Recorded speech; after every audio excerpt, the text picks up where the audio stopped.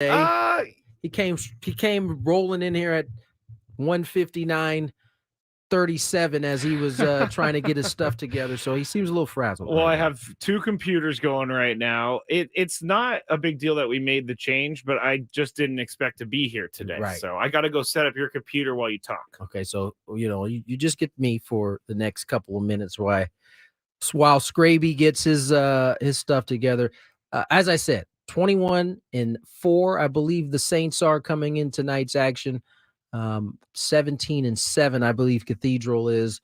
That's always a big time rivalry, and it should be a big game, a good game here tonight. This is something I consider important. We want to highlight these high schools. We do it for football. This would have been our first basketball game. We'll try it again next Friday. Hopefully the weather is a little bit better at my alma mater. Poway High will take on Rancho Bernardo. Will hopefully be down in Poway for next week's game. Meanwhile, in sports, the Oriole trade is seemingly the talk of baseball right now. They send Corbin Burns to Milwaukee sends Corbin Burns to the Baltimore Orioles. They send back two prospects that may not be big names, but certainly big talent. When you start to look at who they get back, the Brewers also get a pick in the deal that makes up for the pick they would have gotten when Corbin Burns became a free agent. And for the Orioles, I mean, they get new ownership, and 24 hours later, they make this deal to get a frontline starter. Now, if any of those of you guys have paid attention to the Orioles last year, that's a very young pitching staff with a lot of talent. And so now you add a Cy Young Award winner at the top of that rotation. That's a needle mover a little bit. And I bring that up because, usually in the mornings, we get some emails that circulate a little bit. And we got one today from our guy, Adam Klug. I appreciate them, Adam. Yeah, I appreciate them sometimes. Sometimes they are either they're stating the obvious or it's something that doesn't necessarily pertain to myself.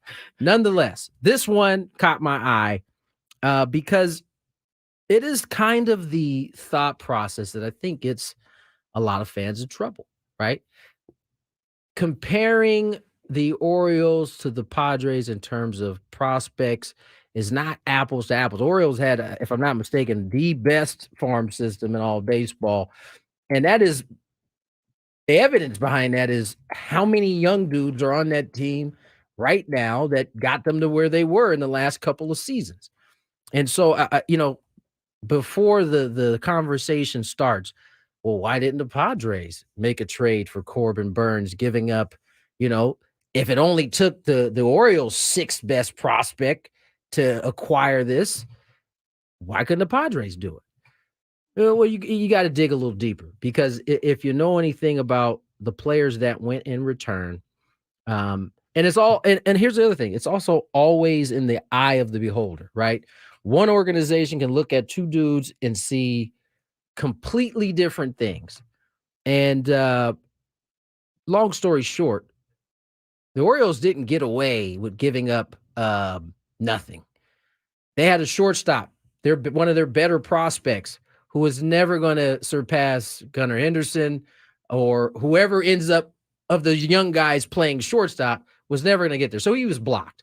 So this was a piece that they really didn't have a use for, but is pretty highly touted around Major League Baseball. The other guy is, I believe his last name is Hall. DL Hall, the left-handed pitcher. This is a guy who runs it up in the upper 90s. He's a left-handed pitcher. Big upside. Pitch some innings at the big league level. Lot of teams like this arm. Now, that being said, when you get a guy like Corbin Burns, you are going to give up something that you like. And the reason why DL Hall is not a prospect, he kind of played enough to where you kind of lose that prospect status. You're now basically a big leaguer that's kind of trying to find his way. This dude has a ton of talent. And so it wasn't as though, I say that to say, it wasn't as though the Orioles gave up nothing in order to get Corbin Burnes. They just, in the spots that they are already a plentiful in, they had some depth there to be able to get rid of some guys. There's actually an article I read on MLB.com talking to some of the NL executives around the league, and they all think this is a really fair deal. Because the reason I said this last night, the reason I didn't think that the Padres should go after Corbin Burnes is because they're not going to probably have his services after this year. And that is probably the most important point. The Orioles are content knowing that they very well might not re-sign. Yeah, Corbin they're going Burnes. right. They're going for it. This is a literal 1-year rental. And this is the price you have to pay when another team knows, well, we're not going to be able to sign this guy, so you're not going to get as much back. Because it'd be different if Corbin had another year on his contract. You would have saw more guys going and probably some higher prospects. And we know that he was, well, we don't know, but I think I can surmise that he was not going to return to the Brewers, even if he was on the team this year. That seemed like it was getting harder and harder to come by. We know what happened last year when he decided to sit in on that arbitration. And he said at that point that it definitely changed his thought process on the Brewers moving forward. I got to ask questions about the Brewers, though. What's up with them? Because now we have a couple pitchers who have gone through the arbitration process with them and have not been happy. And we didn't necessarily get to this yesterday, but Josh Hader, after he signed with the Astros, he was interviewed by MLB Network, and he didn't say it specifically, but he did allude to the fact that he will be more available for the Astros because of the 2020 arbitration with the Brewers and how they told him, hey, you basically help us win, we'll help you out. And then when it came to arbitration, they were like, well, you didn't get as many saves as we want you to have. And so Josh Hader was like, that's it. I'm not going to do it. I'm not going to overextend myself for an organization that may not give back to me. And that was the calculus that he seemed to be making. And that's why I found it hard to be critical of him completely, because he had already been, in his mind, burned and one time by an organization. He was. They basically was like, no, you're not a closer. I can't even imagine sitting there and being like, are you kidding me right now? Furious. But this is why they tell you shouldn't go. Right now, he would have got that information anyway. His agent would have told him exactly what was said. But nonetheless, you asked what is the deal with the Brewers? The Brewers are, I believe, last in terms of market. They have the smallest market. Really? I didn't know that. Mark Ananasio, who is the owner for the Brewers, despite that, does I would say a really good job in terms of they spend enough to be in contention every year, right? For the most part. I think you also look at the division, the NL Central division at this point. Yes, they lose Corbin Burnes. Who's better? Who is just far and ahead better? No one's far and ahead better, but there are some teams right there. That is the point. Is Cubs, that Reds. The division is up for grabs. This doesn't help not having Corbin Burnes, but it doesn't mean that all of a sudden they're out of it. They can't even compete. No, it's it's one rotation spot they're losing. It's one really good rotation spot. It's not just one lockdown rotation. It's a Cy Young Award winner. You know what I'm saying? Like you know what I'm saying? It's not just one spot. But the point is the division is up for grabs. It's not as though they can't win that division without Corbin Burnes. Now they'll be led by, I think, Wandy Peralta. Mm-hmm. Not Wandy Peralta. Freddie Peralta, excuse me. Yes. He'll be the probably the ace. Remember, they non-tendered Brandon Woodruff. That's right. So he's no longer there. But they do got some young arms that are going to get a chance to pitch. They got the shortstop in this deal. I won't be surprised if Brewers make another deal because what kind of deal? Adames, the shortstop for them, he's also a free agent at the end of the year. What we've seen from the Brewers is if they don't think they can sign you, they move you. Yeah. Regardless. Josh Hader, Burnes, Woodruff. The only guy they've kept after trading for him is Yelich. It's the only guy. Maybe because they can't find a good enough trade for Christian I think Yelich. When they decided to sign him to that big deal, they considered him a part of the nucleus moving forward. Now he had a couple years where he was hurt last year. I think he kind of bounced back, showed he can play some healthy baseball. But the Orioles deal is a big deal. It's the only deal going right now, and it is. But it was in actually Major a League fun Baseball. one It for was. once, because we've been getting these little deals, and the little deals obviously don't move that needle. Yeah. And so they got a shortstop now that can they replace Adames should they not come to an agreement to keep him one way or another. Now, Padres are in the news. There was a prospect organizational list that came out in terms of who's got the best prospects. Padres come in at 4. Yeah. They've got 6 top 100 prospects. We've talked about that a little bit. They were able to add to that when they moved Juan Soto. They brought one in. And so, I don't know how big a news this is. I mean, it's nice that they have, because remember, they were at the top, then they got good at the big league level. Yep. And then they kind of fell as they got good at the big league level. Now they've kind of, gradually gotten themselves back to this spot here. I think it's news-ish because we would be led to believe that they don't have a good farm system after everything, but being 4th is pretty darn good. And you're talking about log jams at positions.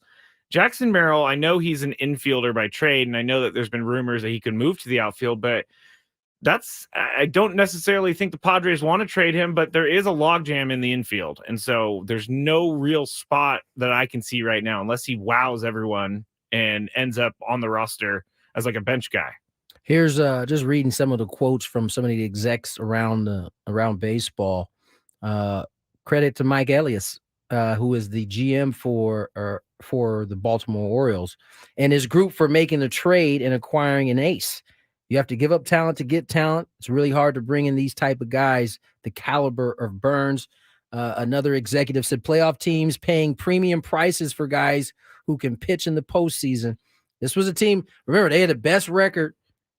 Over 100 wins, right? Was it in base? No, did they have the best record in baseball, or was it just the best record? No, it was the best record in the American League, number 1 seed, and they got bounced after their bye. They didn't even win a game. No, Rangers swept them. They won 101 games. They had the most wins in the American League, and then the Braves had 104 wins, so they led baseball. Yeah, and so that's the one thing they didn't have was a frontline starter. They got one now. All right, let's get to break. We got a long show ahead. When we come back, we'll break down a little bit of this Aztec matchup with Utah State, and you can squash the LeBron James being traded. His agent has spoken. Yeah, but yes. Are we talking about the hourglass thing? Okay, I'm gonna have to figure this out on the other side. Sorry, everybody. Don't have time to listen to an entire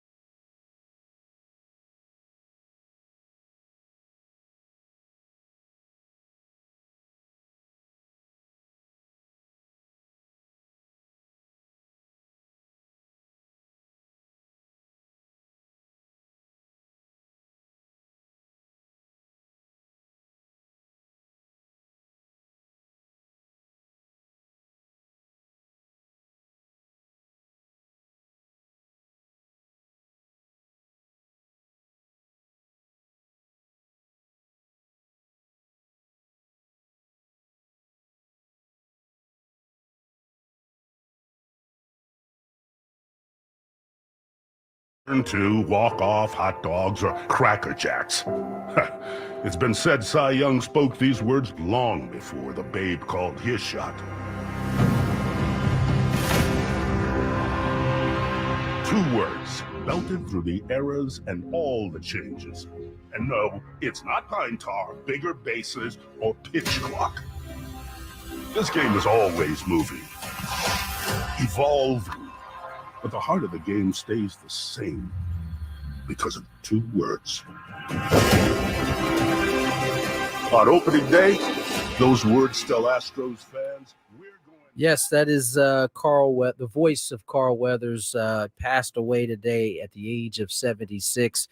That one hits close here in San Diego. He was an Aztec, went to San Diego State, played football there, starred there.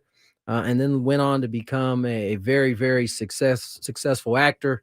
And occasionally you can still catch him around San Diego State at different events, but passed away today. And this one hit close to home, Skraby. I mean, a lot of people here in San Diego know Carl. I mean, whether it was Apollo Creed, the original. Yeah. I mean, Action Jackson was a movie I was very fond of growing up. I know him most from Happy Gilmore. Yeah. Just begun. So That's sad. Chubbs, isn't it? Chubbs, and he has his hand. He's playing piano. Yeah, man. That's sad news today. Carl Weathers passes away at the age of 76. Way too young. Yeah. Way too young. That not a great segue into San Diego State basketball, but they are in action tomorrow. Early. It's a 12:30 game. It's definitely early. I think it is 12:30. 12:30 game. Before I go tell everybody it's 12:30 and they show up a little bit late, because I think it's going to be on. Yes, it's 12:30. It's on CBS. It's on Fox. Oh, Fox. That's what game. it says here. It's on Fox. Yeah. Well, Aztecs looking to bounce back. They've had a couple setbacks here. 5-3 in conference. That puts them in 4th place. There's only how many games left in conference there? Let's pull up this schedule here, because Not much. I would venture to say, without looking exactly at how many games, this is kind of a must win here tonight in terms of 10 more. if they want to win the conference. They have 10 more games. Oh, Yeah, they go Utah State, Air Force, Nevada, Colorado State at home, New Mexico home, Utah State road, Fresno State road. Yeah, I won't say it's a must win. I think it's a must win. 10 games is a lot. I think it's a must win. 10 games is a lot, and they play Utah State one more time. Well, two more times. That's what I was going to say. They play Colorado State again. You look at the gauntlet. They get Utah State here tomorrow. Then they have Air Force, Nevada the following week. Air Force, probably one of the weaker teams in the conference. But then you're back at Nevada. You're at home against Colorado State. At home against New Mexico. That's a blackout game. And then you got to go to Utah State. So there's a 4-game run there after Air Force where you better be on your P's and Q's, because bring your big boy pants. Yeah. So I won't say it's a must win tonight, but they certainly want to get back on the right path after that tough loss. I was going through some of the numbers for the Aztecs in terms of some of the teams they've played, the wins they've had. According to what I'm reading, San Diego State enters this Utah State game with a 6-5 record in quad 1 and quad 2 games this season. Now, those are the games that the committee will look at and will, kind of interpret what's your season, how good you are. Yeah. Those type of wins. They're 6-5 overall, but they're 2-5 in quad 1 games. All 5 losses have come on the road. And I would argue in some of the toughest places you can play. Brigham Young, we talked about Grand Canyon, New Mexico, Boise State, Colorado State. Those aren't easy places to get wins. The Aztecs didn't come up successful in those. But that just means they have to win at home, and they are undefeated. They have not lost at home. 10-0. Yeah. So I guess that bodes well for them. However, you're going to have to win some road games in that 4-game span that you're going to take place at, or you're going to take place in front of you. But tonight's a big game. They got to get this one against Utah State. By the way, they're ranked 17th in the nation. Utah State, yes. They're a very good team. Good ball team. To the NBA. 2 days ago, LeBron James had one of his passive aggressive tweets. Yes, where he just put the hourglass up. He there. really does know exactly what he's doing. And it sent the NBA media into a frenzy. We were talking about trades and where he would go. And, first of all, as a Laker fan, I don't want to see LeBron go anywhere. Although he probably has the most value on the team if you were going to trade somebody. I mean, if you trade LeBron, you've traded your chance to the win. identity. Yeah, but at this point, let's go ahead and stick by him, man. And I doubt he's going to give up the $51 million player option. I'm sorry, what? Yeah, $51 million. That's the other thing. If you do trade him, the other team has to be willing to pick up that $51 million. Not all teams got $51 million just kicking it around. That's a lot of money. Yeah, so keep him here. But nonetheless, Rich Paul, his agent, kind of poured cold water on it. He said LeBron's not looking to be traded, nor does he want to be traded. And so that puts a scuttle to that. However, my Lakers did get a win last night. They certainly did. And I know some folks out there were asking, I saw it on X. Oh yeah. If I was watching. I didn't watch until I got home. And at that point, I felt comfortable enough to go ahead and finish out. And there were times. I mean, they got it to within, I think it was 6 at one point. Really? I didn't know it was that close. And I was just talking to myself to here we go. We're about to blow this big lead. But no, man, Austin White Mamba Reeves was killing it last night. He had a terrific game. D'Angelo Russell. This is without AD and without LeBron last night. They get a huge win after 2 really bad losses with one or the other in the game for the Lakers. I mean, they didn't have any business beating the Celtics in Boston without AD and LeBron. I don't know how they did it, but I was watching the game. They look good. They look good. I can tell you they did it. They shot lights out from 3-point land. They shot far worse. They're not far worse, but they shot worse from 2-pointer than they did 3-pointer last night. So yesterday they were 20 for 20 from 3 when Tony was not watching, and they were about 0 for 15 when Tony was watching. Yeah, they got it together in the fourth. Big win for the Lakers. They'll get Bronny back. I'm assuming him and AD. You know who they play tomorrow? They play at the Garden. So I don't think anybody's missing the Knicks game. Knicks are on a heater themselves. Last night they got a nice victory got 40 from Brunson with their 2 big guys also not playing. So should be a good matchup Saturday between the Lakers and the Knicks. But for the Laker fans out there, yes, LeBron James will be going nowhere. I want to ask about the hourglass post. Oh, gosh. And the reason I want to ask about it is dig because down this rabbit hole. Well, just because I think that by posting an hourglass, LeBron has just opened up many people to many different questions. What is the point of posting the hourglass? Maybe he's telling his teammates, y'all suckers got limited time here. He can't tell them that when they're sitting next to him. He probably just told them that. Y'all on limited time. We're getting some of y'all up out of here come trade deadline. The clock is ticking. Or maybe his clock was ticking. Well, we know that's not the case anymore. That's not true. But I just don't get the the action of posting this hourglass, knowing that it's going to cause lots of questions, and it's going to cause questions towards your agent, towards yourself, towards your coach, towards your teammates. That's what LeBron pays his agent for, to put out these type of fires. How much do you think his agent makes? Good money? He's making good money. Okay. Yeah, because LeBron has the money to pay him. I was about to say, Rich Paul is like the Scott Boras of the NBA. Oh, I did not know that. Who else does he represent? The who's damn near everybody. Wow. I mean, it would be nice to have a stable of NBA superstars as clients. Yeah, no, he's got a stable. I guess that is the agent's job to field those questions. Absolutely. Yeah. Absolutely. It became his job once rumors were out there that he wanted to be traded. That's where now the intent of the actual tweet has nothing to do with Rich. Where would he actually go? Because I can't imagine a team would want to take on his $51 million. I know that they would want him. Unless you feel like you right on the cusp of, I'll tell you a place. Yeah. Makes sense. I don't know if they have the money to do it. As I said, I don't want him to go anywhere. But yeah. The Knicks. You tell me if you went to the Knicks, they wouldn't all of a sudden be like a title contender in the Eastern Conference? In the biggest market in the world, maybe? Yeah.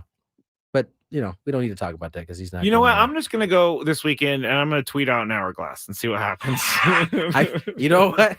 I think no one will pay attention to your hourglass. Well, there's That's my something guess. brewing in here. There's There's something always brewing. something brewing in there.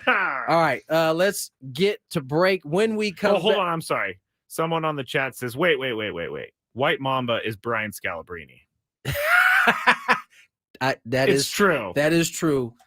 New White Mamba. I also heard it for Austin Reeves.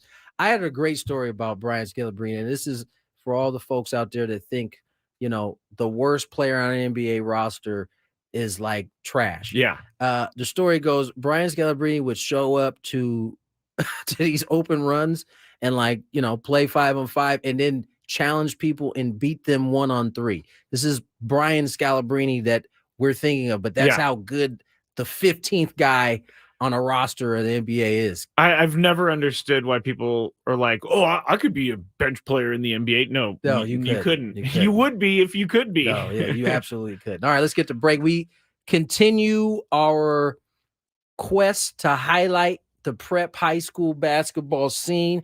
We'll have Coach Graham Bousley with us next to talk about this Cathedral Catholic high school basketball team when we return. More Gwynn and Chris. The biggest guest,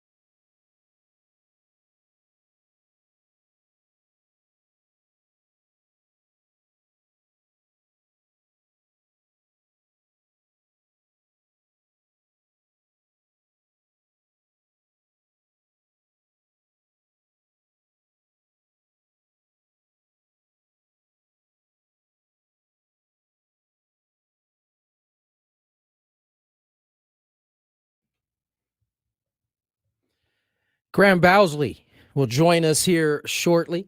Cathedral Catholic head coach. First year at the program. 17-7 on the year. They're taking on the Saints. 21-4 on the season. Should be a good one. Can you help me with something? I know it scares you. Yes, it does. It scares you. I get a lot of questions on the Skraby Show about one player for the Padres. This is a quick question, but it's from Jonathan on the chat, and it keeps coming up. And we've talked about it before, but am I missing something about Jurickson Profar? I don't. Are you missing something? What do you mean, are you I'm missing? not like saying it's a bad thought because Jurickson Profar has done some great things for the Padres over the past couple of years, but there's been a lot of call for him to be on the team, and I'm not sure if I am in the wrong for thinking that the Padres are better off without him. Padres are better off without who? Jurickson. I don't think they're better off, or I don't think they're better off without him. I just don't know that that's where they want to go to at this point. Jurickson's what? How old now? That's a good question. I think he's still on the youngish, but I know he's been playing for a while. I'm trying to look real quick. 1993, so he's what? I'm not doing math. He's going to be 31 here, February 20th. So he's not old. He's not old. His stats last year with the Padres, 295. I mean, he only played 14 games, but total in 2023, he was like in the 250 range. He hit 9 home runs, 46 RBIs. I understand why people want him back because there's no one in left field right now. But my thought is if the Padres wanted him back, he would probably already be on the team signed.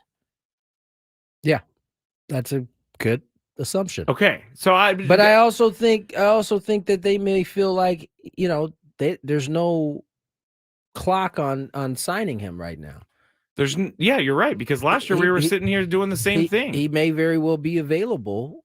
I'm just guessing. I don't know anything. I think that when there's other options out there that they may feel like are better and also have the same type of time to do it at that point. I mean, he would come right in and there would be no transition or anything because he's familiar with the organization. I mean, ultimately you want some production. They're saying, okay, so this is where I go to the market value just to kind of give me like a base reference as to what they should make. But I don't know that this is true. At 1 year, $15 million for Jurickson Profar? No shot. Yeah, I don't think that would be where he would be at. Like, if he was a pitcher, 10, maybe. Yeah. 9? I would find it hard to. What did he make last year? He made with the Padres. He didn't make much. With the Rockies. What did he sign for? I'm looking. With the Rockies, he signed for $8 million. So yeah, he's not going to go up to 10, 15. He didn't have that good of a year last year. Yeah, so the market value right there doesn't really work for him. But I mean, the Padres. I've been saying this on the Skraby Show. If they're not going to spend money, or if they don't need to spend money, they're not going to spend money. I just think there's better options. They're letting the market kind of reveal itself. We have another suggestion for Will Myers. Maybe. I mean, we know what these guys can do, though. Right? That's what I'm saying. More importantly, they know what these guys can do. Exactly. They had them. I think that it's. I'm using a big word, but romanticism about the past. I mean, there was a lot of good feels when Jurickson was here full time, right? People loved and hated him at the same time. If you remember, Jurickson was leading off in the playoffs. He was the only one that could do it at the time. Yeah. So, I get it. I get why people are asking about him. All right, let's get to our interview. Graham Bousley, Cathedral Catholic, joins us. Listen, we've talked about it earlier in the show. Obviously, we wanted to be down at Cathedral today. Couldn't pull it off due to the weather. However, we do have their head basketball coach with us right now. Graham Bousley joins us. And Graham, first, welcome to the show. And sorry we couldn't get down there, but this is a big matchup for you guys. This is a pretty big rivalry here in San Diego. I mean, this is your first opportunity to experience it. What are your thoughts on this game tonight? Yeah, well, appreciate you guys having me on first and foremost. I'm really grateful to to get this opportunity to speak with you guys and to be at Cathedral Catholic. Yeah, it's a great rivalry that spans back decades, and yeah, I'm excited to be a part of it. And Coach Hop and the Saints, they do a great job, and it's going to be an exciting matchup. Really, really excited for this opportunity. Now, I have some connection to your ball club. I know of one of the players on your team, and so I follow you guys pretty close. This is your first year with the club, and just talk a little bit about you acclimating yourself with the team acclimating itself with you. How have you felt they've come along since the day one that you took over the program? Yeah, well, it was a great opportunity to be the head boys basketball coach at Cathedral Catholic after being a college coach for 15 years and 10 years in Division I. I had previously recruited a couple guys from the school. They chose other places and probably made the right decision back then. But taking over this program, I felt like the school itself is just such a tremendous school, and the athletics in general at the school are so great. Multiple sports having and competing for state championships, and so that's my aim with basketball ultimately. But it's been a great experience. I've been fortunate that there's been great buy-in from the students and the families for a collegiate level experience as part of the basketball program, and that's been reflected in how we prepare and train. And it's been a great experience so far, and it's not done yet. So really excited for what the future holds for us.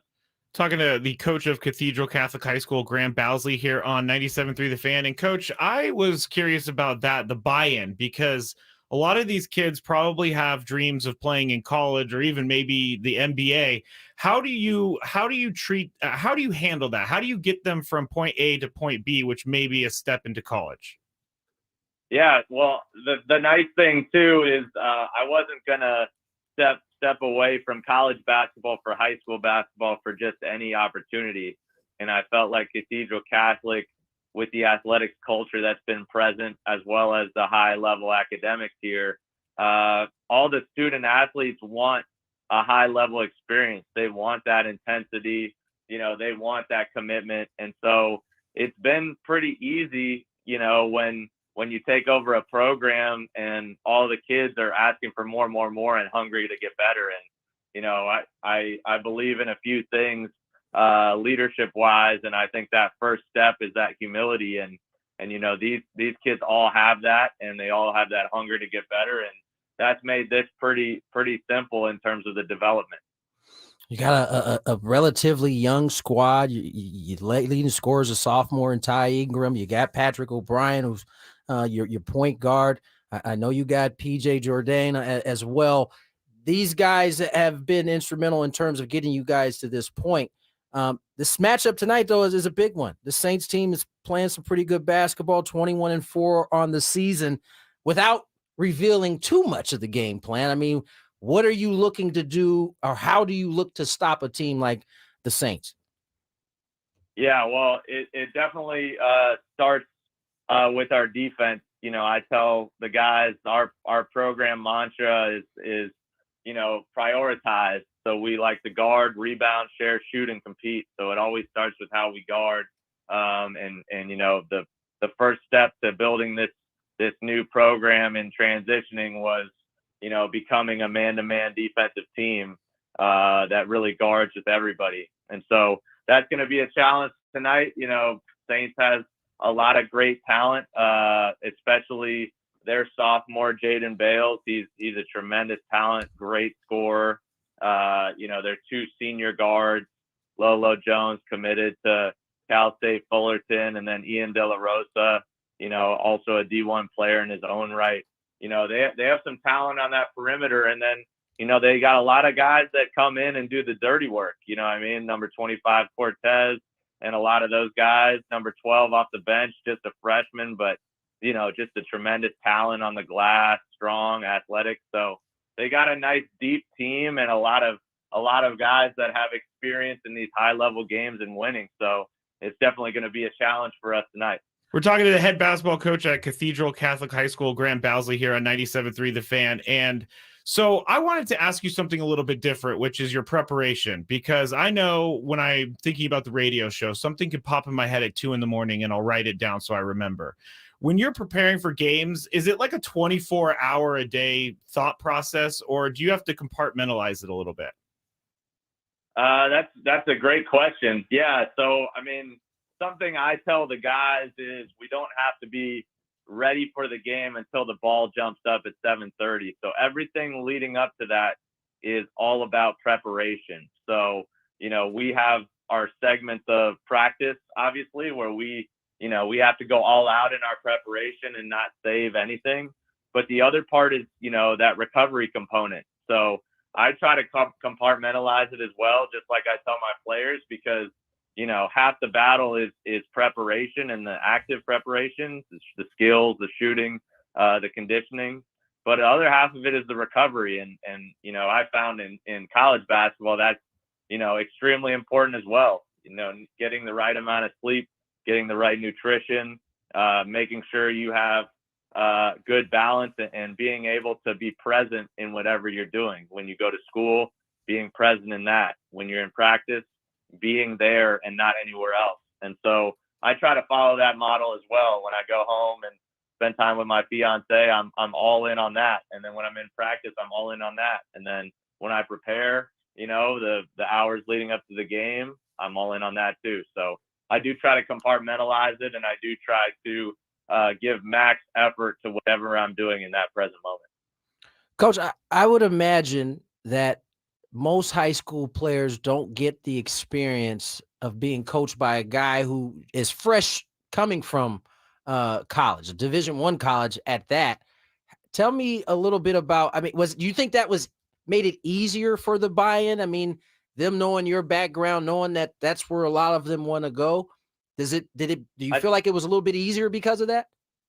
I think so. I mean, I think the nice thing is, I'm a first-time head coach, and obviously I still have a lot to learn. But my resume, where I've been able to spend time at Wisconsin, in their basketball program, I've spent time recruiting and developing Jalen Pickett, who was a second-round draft pick. I've spent time as the top assistant at George Washington University in the A-10. So I've done and seen a lot of things and been a part of 7 NCAA tournament teams. So, it's always nice when you can have that perspective and vision and share it with these guys. And on the same token, being able to play as part of 2 state championship teams myself in high school, and, amassing over 90 wins as a varsity player, I think, that stuff helps, because it's not like I'm just making this stuff up. Like I've walked the walk for them, and I know what it takes to get there, and I can help impart that wisdom. Obviously, it takes tremendous buy-in and work on the other side to get there. But I try to relate those experiences to them, so there's no surprises. And as Nick Saban says, there's not a lot of choices if you want to be great. It kind of takes what it takes. So I try to share all that stuff with them. Graham Bousley joins us, Cathedral Catholic High School boys basketball coach. And this is the last one for me, Graham. Obviously, being in San Diego, first year kind of in this city. In general, though, how do you think the high school game has changed from even back when you were in school in 2007? How different is the player now than they were then? Yeah. Well, I was fortunate to play with Justin and Drew Holiday at Campbell Hall High School. And so, obviously my role on the team wasn't the main leading scorer. I was trying to play a role on a really great team with 2 future NBA players and potentially Hall of Famers. But now high school basketball, I think, is honestly better than it's ever been. I think, it's really deep. There's a lot of guys that can make plays and shoot. And I think it's just, a tribute to the game in general and how it's developed. There's just so much more skill, so much more advanced training, so much more knowledge with the information sharing that goes on. Everybody knows all the schemes. So it's exciting because, there's just so many more possibilities and things you can do now, I feel like, and so many more guys that can play, and it makes it that much more competitive and exciting as a competitor. Yeah, we've certainly seen it here in the city. Saints taking on the Dons tonight, 7 o'clock. If you're in the area, get down there to watch these two teams put it together. It should be a terrific game. Coach, good luck today. Good luck tonight. Thanks for coming on and spending some time with us. Thank you so much. Really appreciate you having me on. Graham Bousley, head coach for Cathedral Catholic boys basketball team. That game tips off. I think it's a penalty if you kick it. Yeah. Kick it off. You know you can get fined in the NBA for kicking a basketball. So just ask D'Angelo Russell.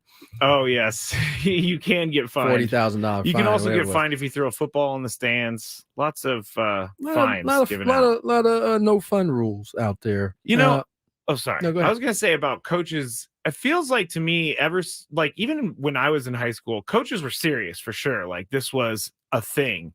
But I feel like coaches over time have gotten more serious, as in like they are more qualified to High be school a coach. coaches? Yeah. I think coaches have, as you said, have always been serious. It just feels less. I don't know what the less. It's not like the math teacher coaching anymore. Right. I mean, it's like a guy who's qualified. There's certainly some teachers out there that still do that. Still have will be like your head basketball coach, but also like the calculus teacher or something like that. Yeah, like my D-line coach, biology or something like that. Coach M was our weights coach. He was our strength and conditioning coach, or our teacher. But I found that as we've done this, I've realized that more and more coaches are there to be coaches and not teacher plus coach. Right. That's But I mean, there are still plenty of coaches out there that are also I teachers. think there's good and yeah, for sure. There's goods from both sides of those for sure. Yeah. All right, let's get to break. Daily Gambit. Let's see if Skraby and I can bounce back after a pretty horrible Daily Gambit the day before. Did that tell you anything? Doesn't sound like it. More Gwynn and Chris on the way.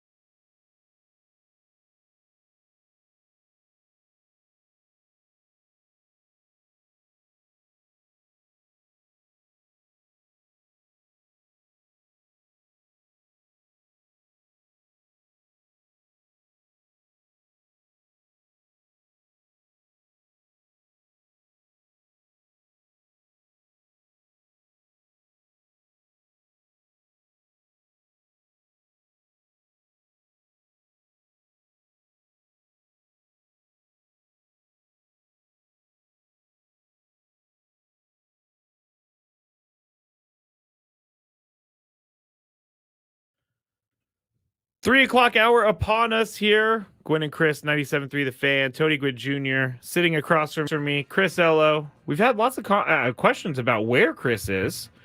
I have no idea. He is. I do He know. just came from Utah, so that's not. He's going to Colorado State. Colorado State. Yes. And he was like, I'm going to try to get on by the end of the show, but listen, Skraby and I have experienced this enough that we're not counting on it. No, we're definitely he not. definitely really wants to be here. Yes. But for sake of being prepared, we're going to pretend like he's not going to be here. I can't roll my eyes anymore than I did last time when I told him off the air, we should just count on you not being there. And he's like, no, Skrabe, I'm going to be there. And then he wasn't there. Skrabe was so irritated. I was so irritated. I didn't even bring it up on the show. That tells you how irritated I am. But we were just talking about the weather because of the rain. We're not a Cathedral, and we're looking ahead to see maybe next week at Poway whether or not we're going to be able to do it. And we discovered it's not looking good. It's supposed to rain from Sunday night through Friday next week. First of all, one of the music stations out here, they posted something about this storm, and it's rather scary, I would say, right? The way they framed it.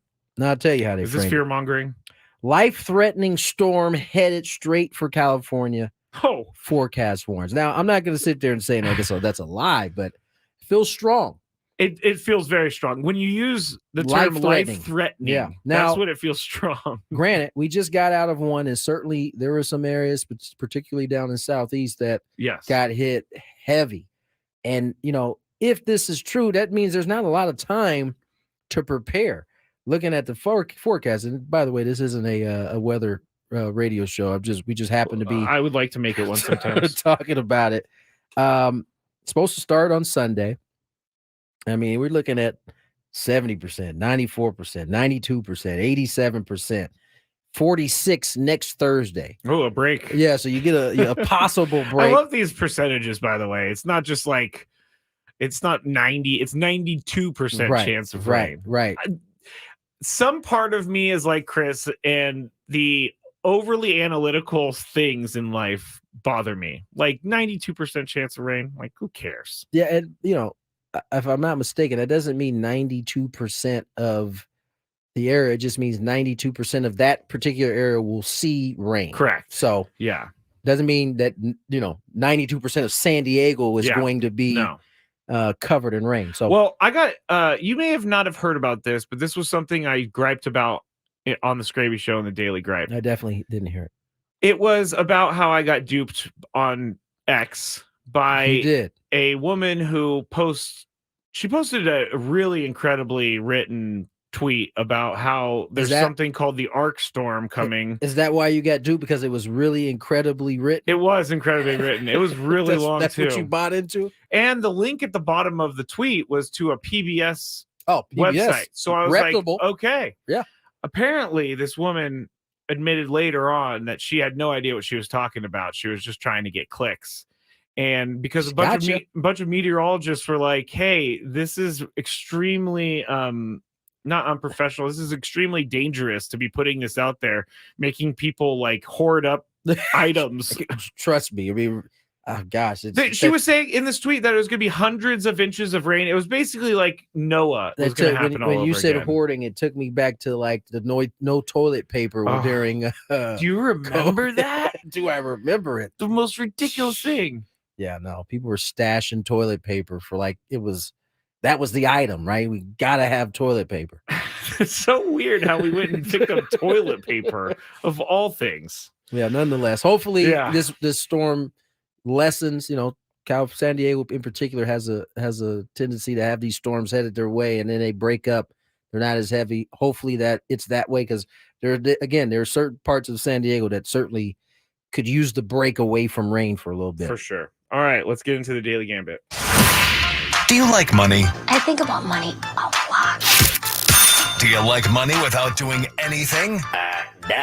Winning. Do you want to make money while watching sports? I think Washington is immortal luck. Washington! Woohoo! If you answered yes, this is your segment. Just don't blame us when you lose. Nothing is ever your fault. It's your game. Take it.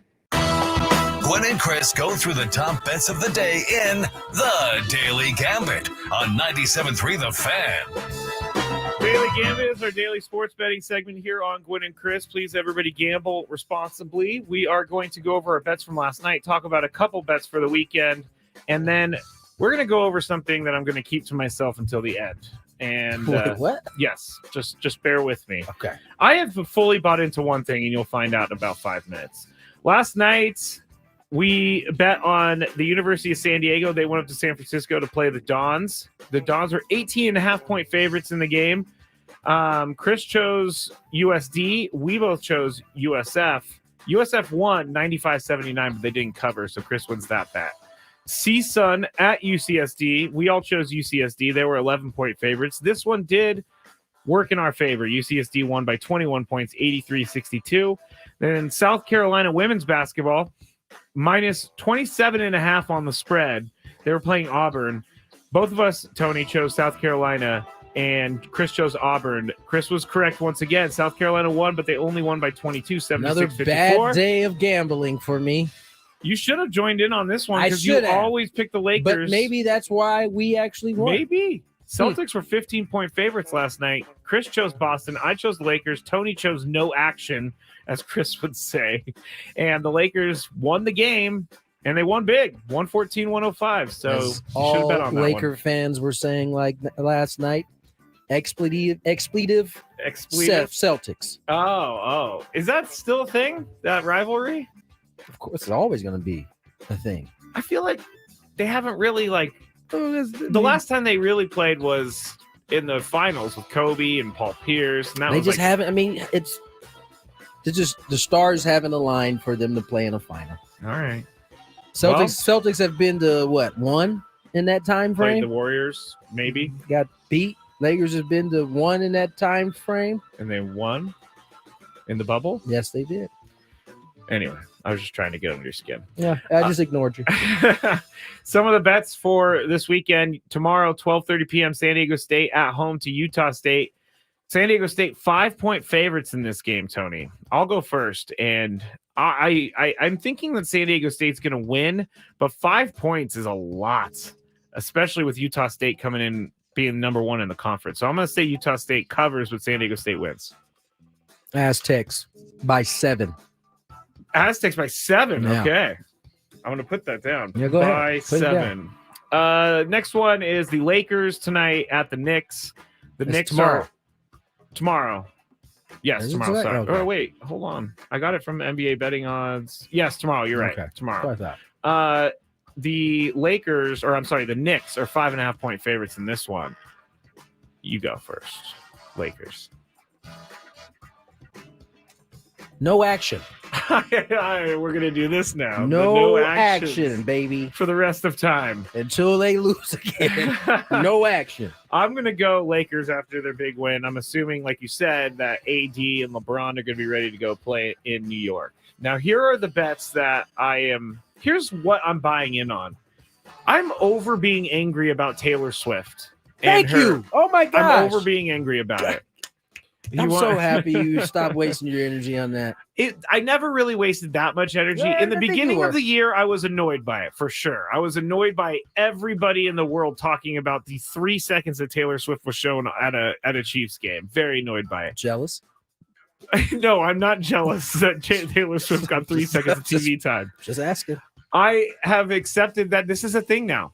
And Yes. so we're just going to go forward, and it's a part of the NFL. It is. It's not only a part of the NFL, it also will be a part of our countdown later on today. It will be a part of our countdown. But it's also going to be about some of the bets. We're not going to bet on these, but we're going to talk about some of the Taylor Swift crafted I can't prop wait bets to hear for the some of Super Bowl. these prop bets. Literally. Sportsbooks are making Taylor Swift prop bets. And I bet you that, a flood of bets are coming in. The reason why this is a story, because so many bets are coming in on these type of prop bets. Yeah. Taylor Swift might be the biggest money maker for anyone in the world. Anything. We've spent so much time on her this week, and it's just insane. Anyway, here are some of the bets. Will Swift wear Travis Kelce jersey during the game? Are we counting the jacket jersey? Are we Ooh, just doesn't talking? say. Yeah, If we're see? talking, we're going to talk strict jersey. Strict jersey. Yeah. No. No, the answer is no. I agree.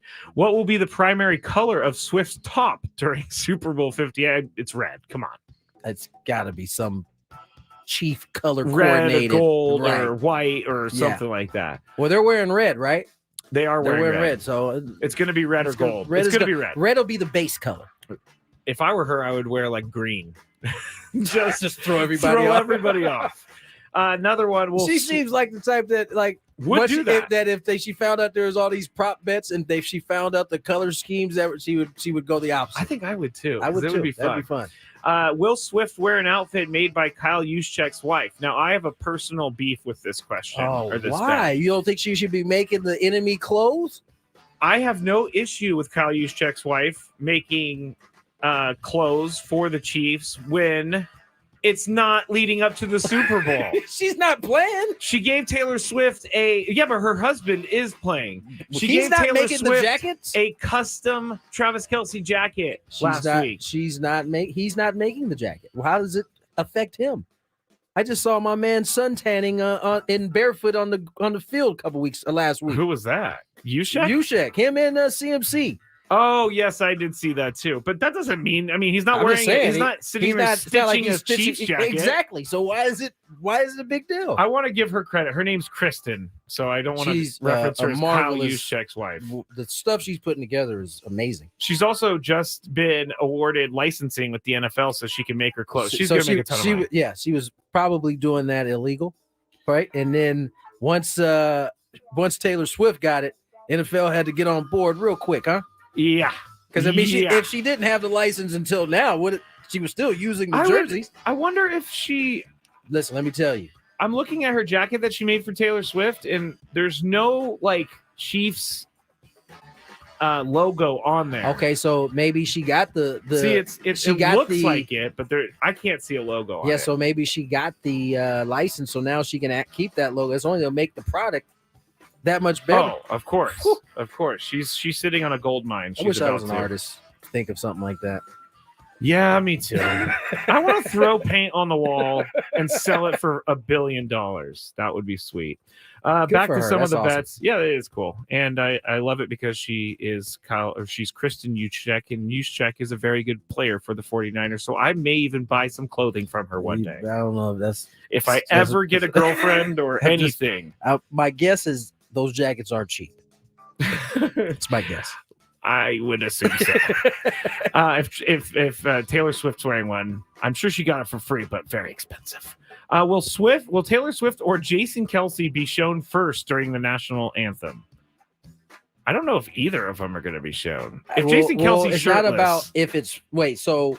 Will is it Swift first or Kelce be shown first? Like between the two? I guess they're not really clarifying this. Let's take it as between the two. I think Kelce gets the nod. They're going to flash to him, and because he is Mr. America. Soon after, the next flick is going to be her. I could also see him tearing up during the national anthem or something. He's going to be holding his. No, we're talking Jason. Oh, we're talking brother. No, I thought we were talking Travis. Okay. No. Yeah, no, it's Swift. Taylor's getting on there first. Okay, here's a popular one that I will have to find. How many times will Swift be shown live? And after the news yesterday or 2 days ago, she was only shown 44 seconds on the AFC Championship broadcast. I don't know how many instances that was, but I'm going to say over under 4. All game? All game. That might be a good number. Like even with 4? I think that's why it's... Okay, I'm going to go over under 5. I'm going to say under. I'm going to say under too. And then I'm looking at any of the interesting ones. Don't force them. If there's no any more interesting ones. Okay, here's the last one. Will Swift be shown more times, or will Travis Kelce have more catches in the Super Bowl? Catches versus shown. So you got to say 5. Travis Kelce is well within the range of 5. I'm going to say Kelce. I'm going to say Kelce, too. I'm going to say Kelce. The dude had 11 catches last game. And they're going to feed him. Yeah. They're going to feed him. So those are some of the bets. I'm going through this weekend and sending you guys a Google form that will have all of the bets we're going to make, and then we go through them next week and have fun with that. So boom. There you go. Oh, That would be me. Yeah, I your am turn. sitting in for Chris L today. He's traveling to Colorado State. Tony Gwynn Jr. here with me. When we get back, the Jaguars. Tony's giving me the break sign. I know it's very annoying actually. Now that I see it from your end, wow. If you want to see that in the camera, I'm very annoyed by that. When we get back, I was set. There's two ways we could go here. We could talk about the Jaguars and what they asked FanDuel. I was also sent a Instagram video about backwards Parkers. And we can do both. We could do both. All right. We'll talk about that when we get back on 97.3 It's The gonna Fan. make Gwynn it the and Chris. whole week. We're talking all about week. From the 97.3 The Fan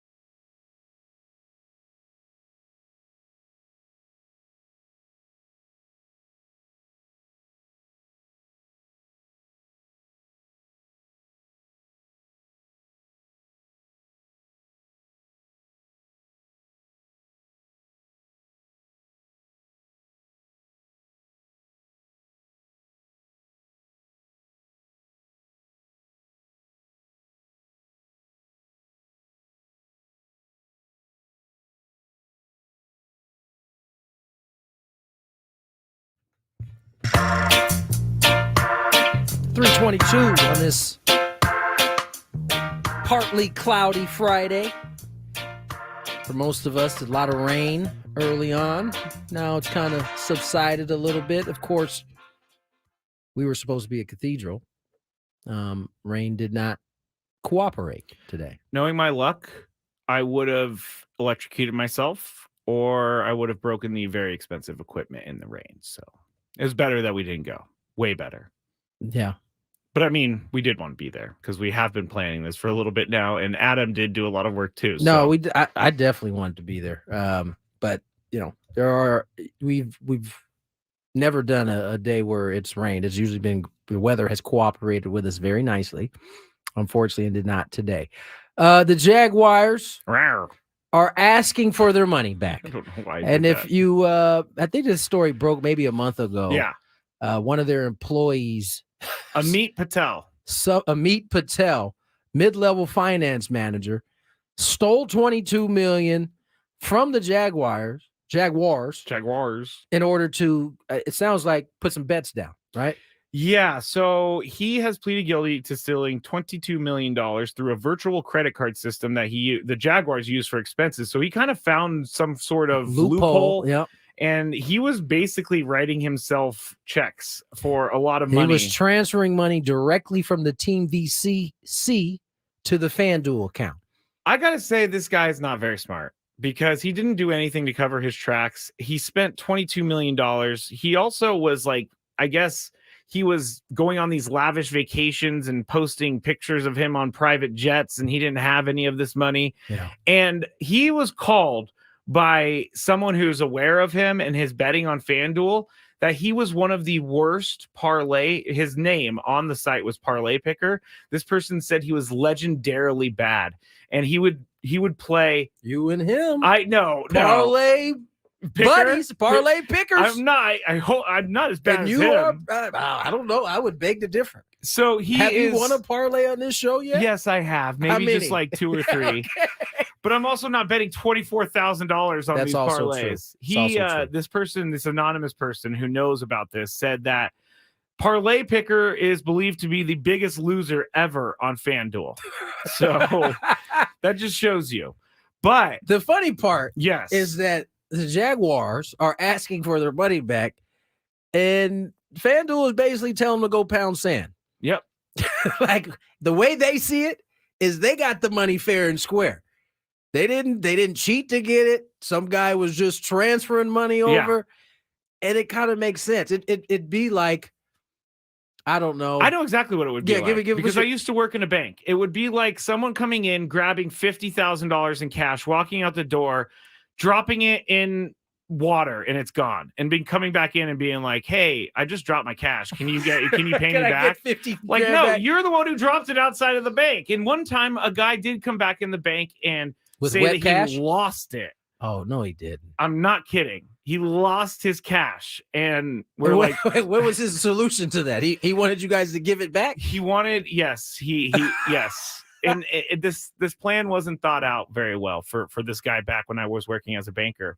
But so I didn't know this until this article, but under federal law, FanDuel does have an obligation to make sure the funds used for sports betting are legally obtained, but daily fantasy is a little bit different. Sports betting and daily fantasy are different. They weren't illegally obtained, were they? Yeah, because he stole it from the Jaguars. Oh, okay. That's where it was illegally obtained, but it wasn't like obtained through the mafia or through extortion or something like that. The sources familiar with the situation said discussions are ongoing among FanDuel with the Jaguars and NFL on what the source called a settlement. However, the source said the way they see it, we got this money fair and clear. It's not our problem that we have to forfeit it back to you. I would be gobsmacked if it happened, says source. So would I. There's zero chance that the Jaguars get their money back. Patel siphoned the fund over 3.5 years. Who is what? Nobody's watching this dude for 3.5 years. Nobody's noticing. I don't feel bad for the Jaguars. They clearly didn't miss the $20 million until they figured it was gone or something. One of the I guess, coworkers of this guy said anonymously, I remember on Instagram, he was taking baller style trips all the time in the Hamptons, Miami, living a large life, bottle service at clubs. There was no way he could have afforded that lifestyle based on a Jaguar salary. Baller style events. And now, Said, go ahead. It says sources said FanDuel alerted the NFL to Patel's betting in January of 23 after he placed traditional sports bets in Tennessee. The amounts and types of wagers that triggered the investigation are unknown. The Jaguars had no knowledge of the embezzlement scheme or Patel's extensive daily fantasy habit until they would have never known if the NFL didn't step in. Yeah. That's how much money these teams have. I think this is more embarrassment on the Jaguars. Oh, without a doubt. And because they didn't realize not this was only is it happening. an embarrassment to the Jaguars, but it's also an embarrassment to the NFL. Yeah. The other owners, I bet you, aren't very happy with Mr. Khan. It's very rich, as you would say, to ask for your money back after it was stolen. That's a for strong play right there. It really Drop is. my money in the water. Can I get it back? I don't want to get it twisted. This dude is playing. Amit Patel is kind of playing the victim that he had he has a gambling disorder. He's an addict. He's an alcoholic. I don't think the Jaguars are going to care about any of that. No, he went through rehab, so he's good. He doesn't owe $20 million. They're gonna fight. Did he spend any jail time in this, or is he? No, they're still going through that. I don't remember him spending any jail time. Maybe some, but I'm not seeing any jail time here. I love the quotes they got from the people around him. Oh yeah, it's great. It's like we had no idea how this guy was doing it. We have no idea how this guy was living his life. All right, real quick though, before we go to break, I was sent this video. I'm sorry. You know who you are out there on Instagram. I cannot find your username, but this backwards parking thing has taken on a new life. The entire week. It's infiltrated the Skraby show. It's infiltrated my home life. But someone sent me this video and basically said, this is Tony in a nutshell. Whoops. Of course. Or a loved one suffered from compulsive backward parking, better known as CBP. Compulsive backward parkers tend to feel the excessive need to pull in backwards at every parking spot that they approach. They park backwards even when they park forward. The CBPs often sometimes even pull in forward just to realize that it doesn't feel quite right, so they have to pull out and back right on it. Furthermore, these parkers are more times than not from the hood. Lastly, these compulsive backward parkers usually tend to feel as though that they are better than everyone else. That's what I wanted to get there. Superior. And we are better than everybody else. The video goes on to say they are.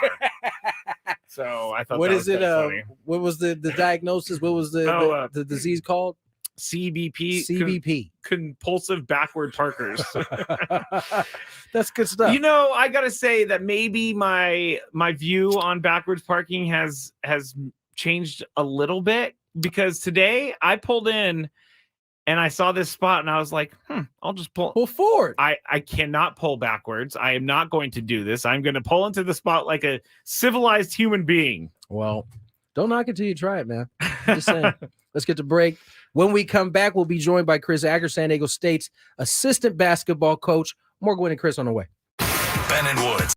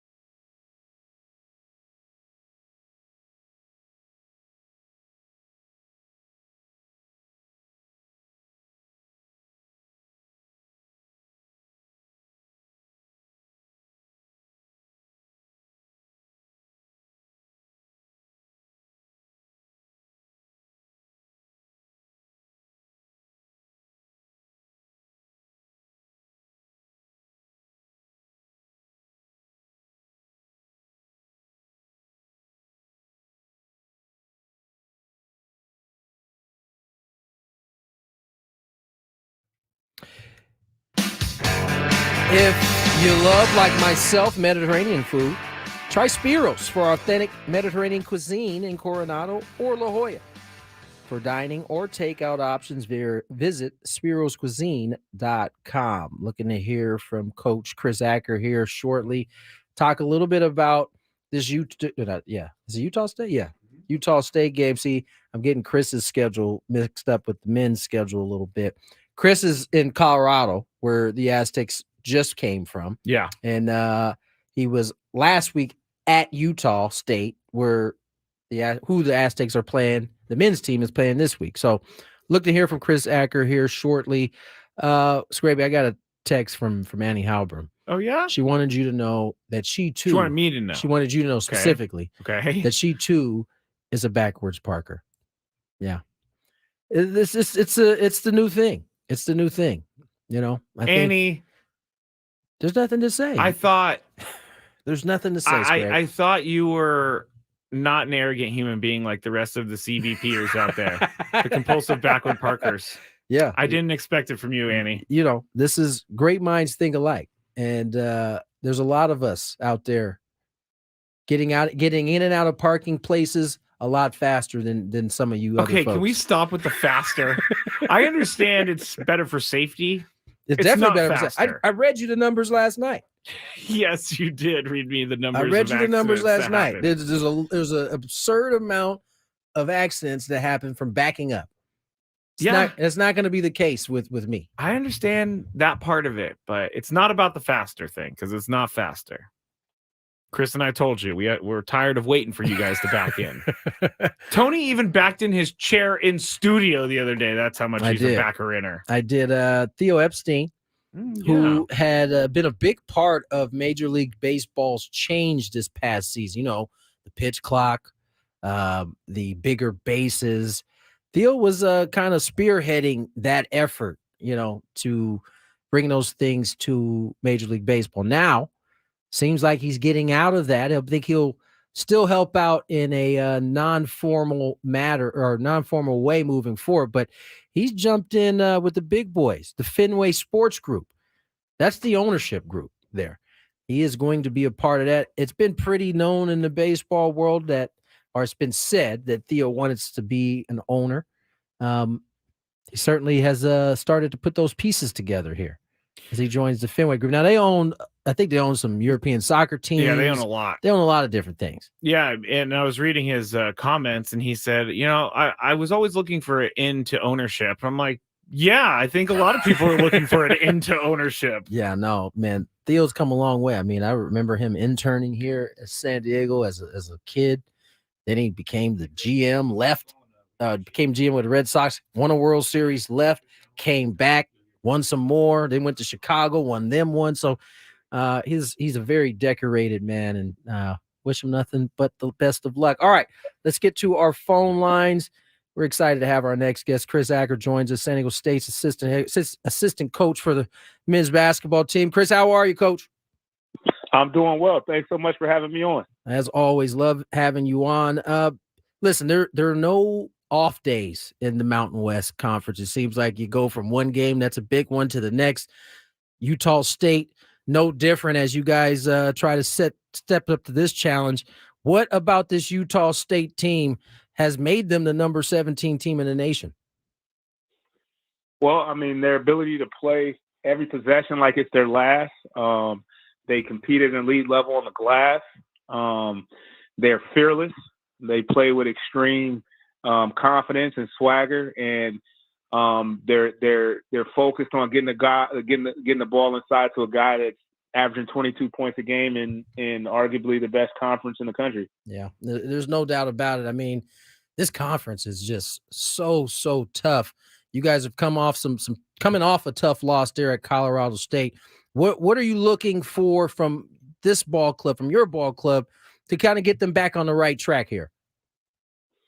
A sense of urgency and a refocused commitment to competing defensively and, finishing plays on the defensive end with the rebound. We've done a great job of getting out and running For the most part, this season we've taken care of the ball, but we got to Colorado State, and I think we had 9 turnovers or 10 turnovers in the first half and ended up with like 14 or 15 for the game. So I'm looking forward to seeing how we take care of the ball as well. We're talking to Aztecs basketball coach Chris Acker here on 97.3 The Fan. And I'm curious because when I was younger and I used to turn over the ball playing regular basketball, I used to have to run liners. But what kind of things in college basketball do you guys do to kind of refocus them into ball security and kind of the things that they need to be doing each and every day? Well, I mean, you know, what's funny is we still run lines, but because these games are so close day to day where you only have a 1 or 2 day prep, you can't run all the time. So we try to show them as much as possible on film where we're making turnovers. And sometimes the defense does a good job and takes some things away and makes plays. Other times it comes down to us just being careless. And then other times guys are just trying to be aggressive and make plays themselves. So we're trying to find a healthy balance of just trying to make plays, but make smart plays. And trying to find a way to be stronger with the basketball, but we try to encourage them to do those things. And when they don't, of course, there's consequences. And you know, sometimes when you turn it over too much, the bench is the biggest consequence. Yeah, Coach Chris Acker joins us, San Diego State assistant coach for the men's basketball team, and Coach Acker, you know, on the outside, we tend to hit the panic button a lot quicker than you guys do on the inside. You lose some close games, some tough games. How do you keep things in perspective as you go back, you look at film and you try to dissect the things that you can get better on? Also understanding that, as you guys have told us in the past, your objective is to peak kind of going into March and not necessarily in January, February.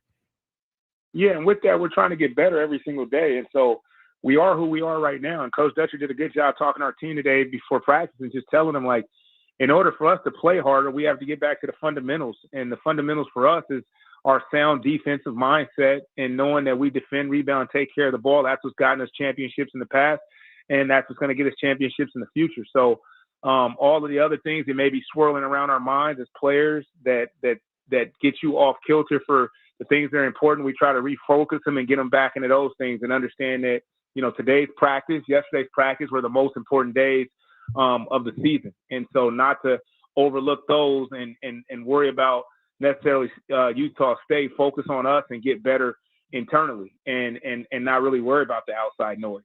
And I think that's the way Coach Dutcher lives his life, and that's the way his staff lives their lives. And so we hope that permeates through the program and our guys lock in on that and it helps them.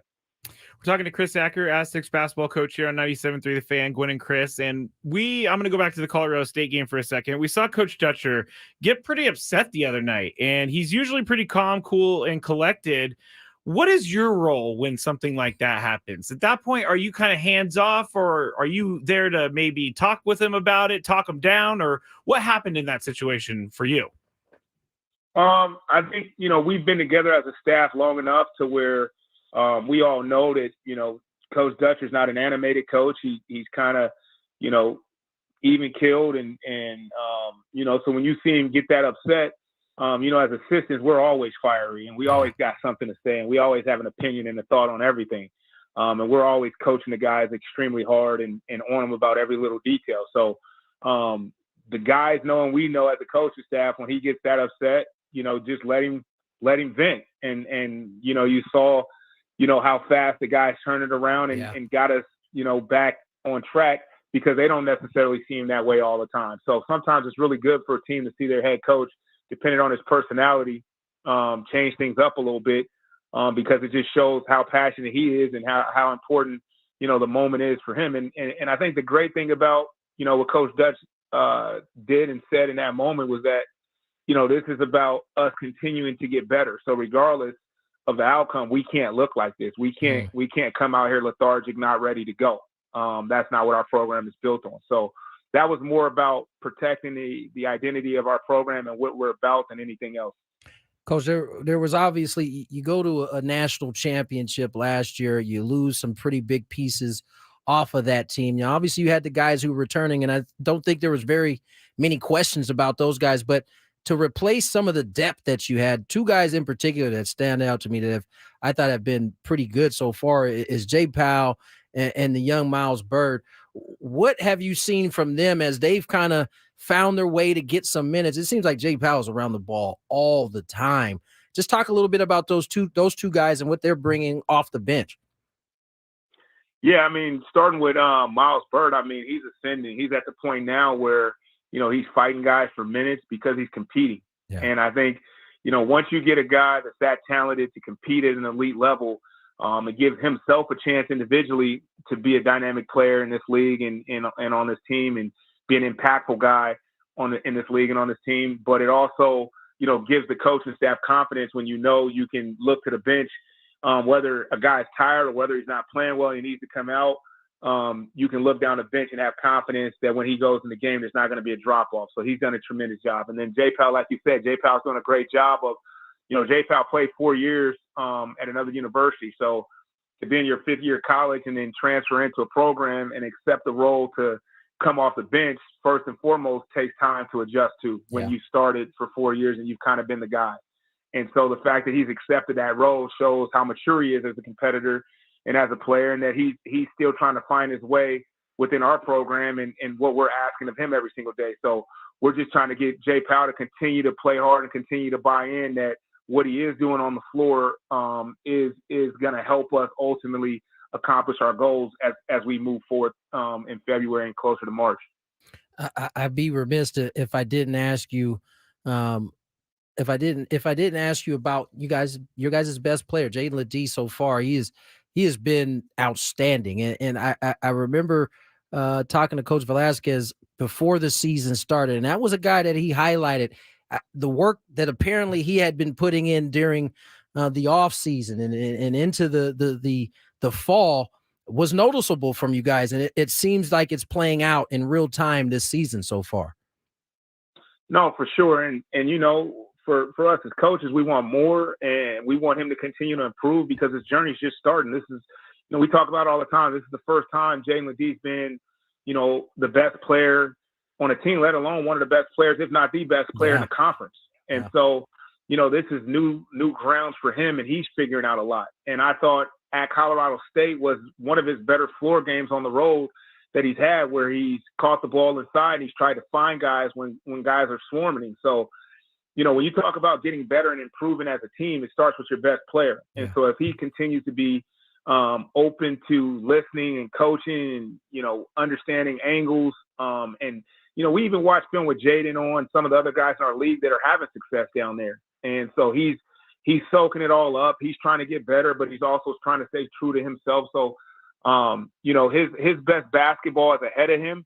But the beautiful thing for Jaden and about Jaden is he's willing to put in the work. And like you said, I mean, that's why he's having success. That's why he's going to continue to have success.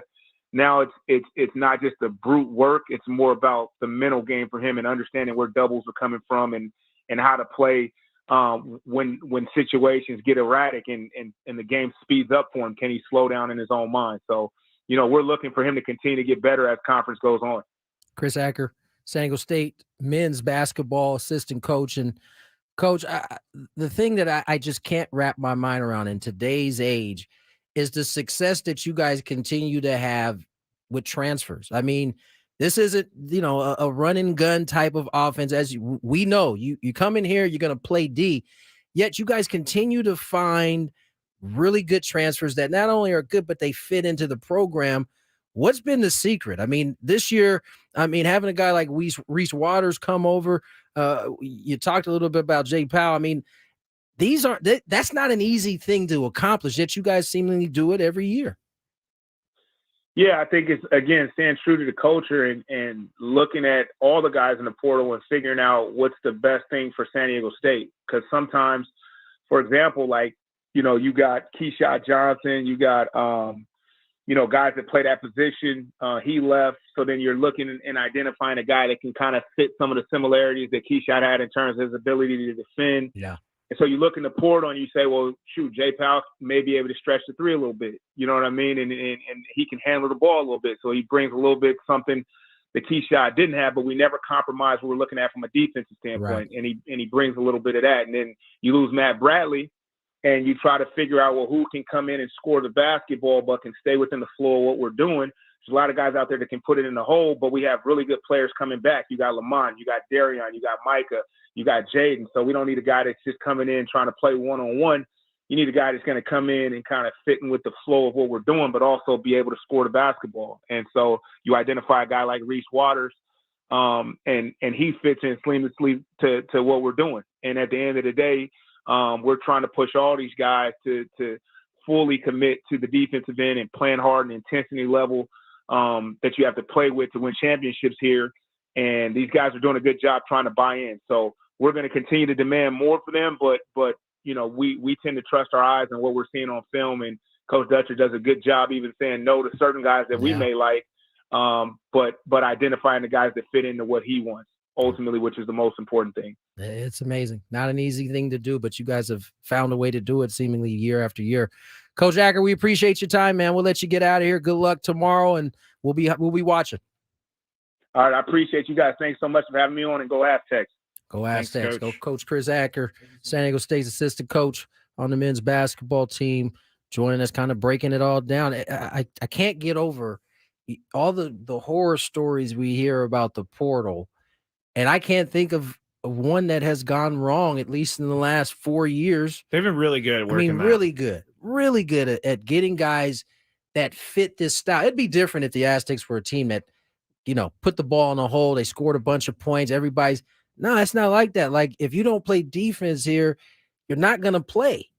And yet they keep finding guys that are willing to buy into the culture that has been built here. And I just think that's, in today's day and age, it seems like it's almost impossible. That's what I was thinking. Like, it's not, every player is not all about me, but there are a ton of people that are all about me these days. And it doesn't seem like, I don't see the Aztecs doing the me thing, which is nice to see. I don't see it either. I mean, going back to 2020, right, when they had Malachi Flynn and some of those guys who had transferred over, it just seems like every year they've been able to stay on that level, you know, every season. Yeah. No matter what the position is, no matter who it is that leaves, they find guys that fit in.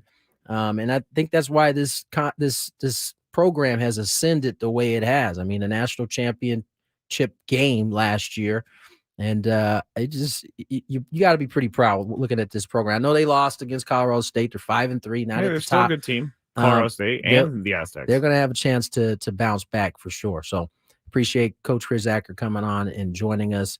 We are about to get to break here. Oh, we just got a text from Mr. Ello. I don't know why he just got on the bus. Okay. 90-minute ride to Fort Collins.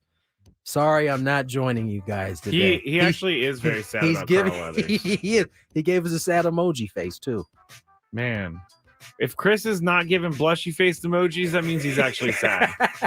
I've never met somebody who gives the blushy face emoji like as often as even he though does. we've explained to him that's a very romantic feeling that he's sending us. 4 o'clock hour on the way. Gwynn versus the Fans, 833-288-0973.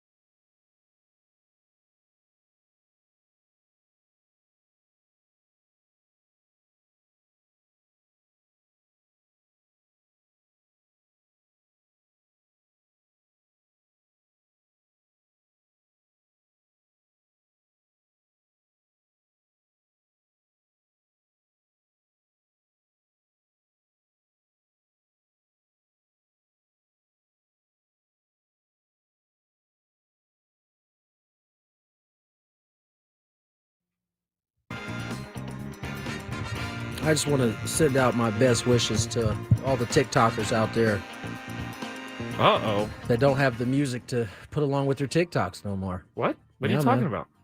Apparently, I think it might be Universal. One of these music companies is in dispute with TikTok, yanked all the music off. Oh my gosh. Which I imagine for some artists out there ain't a good thing, right? Just to have your music taken off. Universal. It was Universal. That's what I said, wasn't it? I wasn't paying attention if you did. Okay. To be honest. That's what I said. Taylor Swift is behind this. I'm not kidding. No, she's not. Universal threatens to pull Taylor Swift songs off TikTok in dispute over payments. That's not necessarily it's Taylor Swift. That's Universal wanting their money.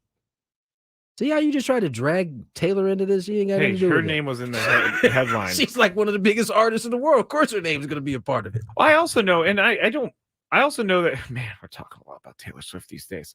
I also know that she That's is... last time, promise. No, it's not. Can't even promise we that. have a countdown later. Oh, that's right. Not about her specifically, but I know that she's very pro musician in making money, obviously, because As she's a she should musician, and I don't have any problem with that. But like your song "Shake It Off" for 20 seconds over a 8-year-old's TikTok video is not hurting anyone. It's not hurting anyone. I think you're right. I think her and Drake and The Weeknd, all those cats, they make enough that it doesn't really matter. Nonetheless, we got a Gwynn versus the Fan coming your way. Yes, we do. And a good chance to win. Open. Well, you don't need to open. The question is, did you add some questions? That is the real question. Somewhat. That means like 2 or 3 is what that normally means. You know, I'm not going to complain, so I'm just gonna take it. All right. Well, let's get to the questions we do have in the Daily Gambit. No, in Gwynn versus the Fans. I can't find your open, so we're going with Chris's open. Man. If you had one shot, one opportunity to take down the human almanac himself, Howdy do. now is your time. Listen to me, this guy is dangerous. Now is your opportunity to win a prize. Well, I hope you know what you're in for. Chris versus the Fans starts now on 97.3 The Fan. All right, the rules. You have to make it through 3 questions. Each question will get more difficult. If you get the question right, you move on. If you get it wrong and Tony gets it right, you're eliminated. But if Tony gets it wrong, then you move on to the next question or you win. If you're a first-time player, let us know before the first question, and you'll get that question for free today. What are they going to win?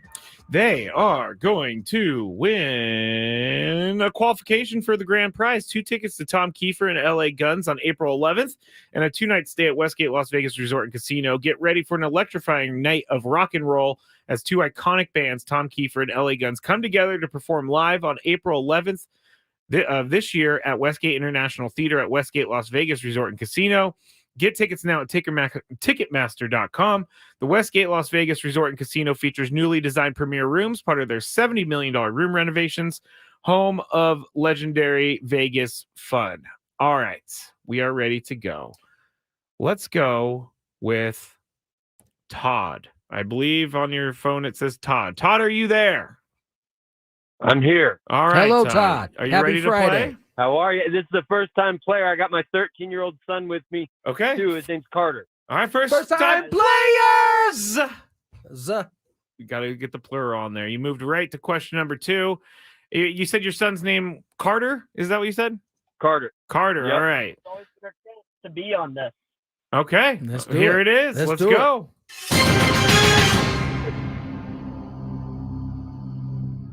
Babe Ruth hit the most home runs in Yankees history.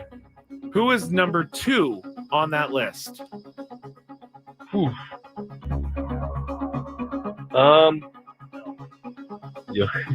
Let's say Mickey Mantle. Mickey Mantle is correct. Nice job. Nice work. You're already on to question number 3. You guys are excited. I love it. I like it. Yeah, let's do it. All right. Nick Bosa was selected number 2 overall in the 2019 NFL draft by the Santa Clara 49ers. Who was picked number 1 that year? 2019. Oh my gosh. Let's think about this. 2019. Oh, Oh man, I'm blanking. Gonna need an answer. Carter, you got an answer? I'm sorry. say- With all that's gone on this week with the buzzer, I I must can't. take I 10 can't. seconds. Stay there, though. If I'm not mistaken. You don't know this. No, I'm pretty close. I think I know that in back-to-back years, you had 2 Oklahoma quarterbacks named. Baker was first. Kyler Murray was second. Wow. I'm going with Kyler Murray. Wow. Sorry about that, Todd and Carter. Please call back again. We want you guys to play again. Hey, great job. Yeah, great job is right. You know what? The reason I know this is because we were broadcasting live somewhere from on that day of the draft. And I remember roller skating around as Kyler Murray was being selected number we were 1 at overall. Sonic, huh? We were at Sonic. You guys forced me into the roller skates. Wait, no, didn't you? You said I something did that not. got you in the roller skates. I think I said, I don't know that I could do it. And Chris is like, well, we're going to make you do it. I'm like, I think there's video still up on Facebook somewhere of me like Skating looking around like the Bambi side. on ice. It was not fun. I could have easily broken my leg. Yeah, I'm glad you got out of that unscathed. Yeah, me too. I was much younger too. Anyway, all right, next one. Let's go to Christian in Santee. Christian, What's up, Christian? Hey guys, how we doing? We're Pretty doing well, good, brother. Ready to play? Yeah, let's do it. Here we go. Ben Simmons plays for what team right now? Ben Simmons plays for the oh man, it's been a while. The Sixers. The Sixers. He used to, unfortunately. Tony? He currently plays for the Brooklyn Nets. I would have also accepted the injured list. That's not funny, Skraby. That is funny. I'm sorry, Christian. Please call back again. I always feel bad when people are eliminated in the first I would round. have accepted the injured list. I mean, that's what he is on. That's Him and messed up, Zion are Hall of Famers on the injured list. All right, let's go to our next contestant, Pete in Scripps Ranch. Pete, Hello, Pete. What's up? Hey, boys. Happy Friday. Happy Friday to you. You ready to go, Pete? Let's do this. All right. Joey Votto calls what country home? Canada. He actually tweeted out something recently.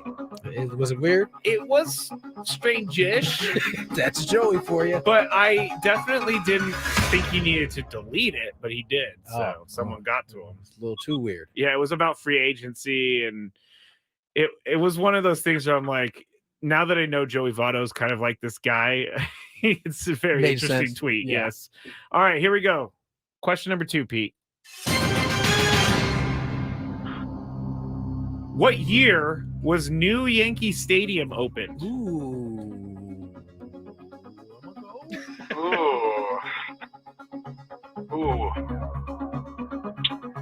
Let's go.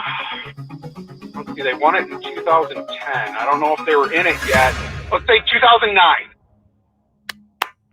That is incredible. That's a great pull right there. Wow, Pete. That was 100%. Only reason a great why I guess. remembered is because I got traded here that year, and Okay. I remember, it might be my chance to go to Yankee Yeah. Stadium. Psych.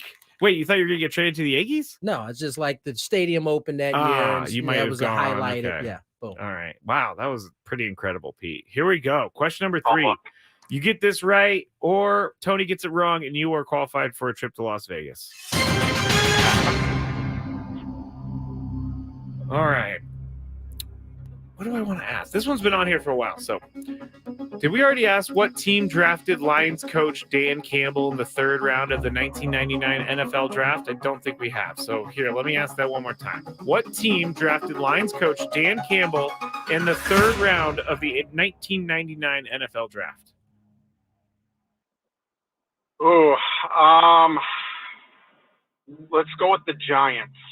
The Giants. Do you have my sheet in front of you? Because that is correct. That is Nice pretty work. good. Okay, I gotta ask, and I don't think you're Googling. I couldn't see the Giants. I saw Cowboys. I seen a picture of him in a cowboy uniform. He played for a couple different teams. I think he may have played for the Saints.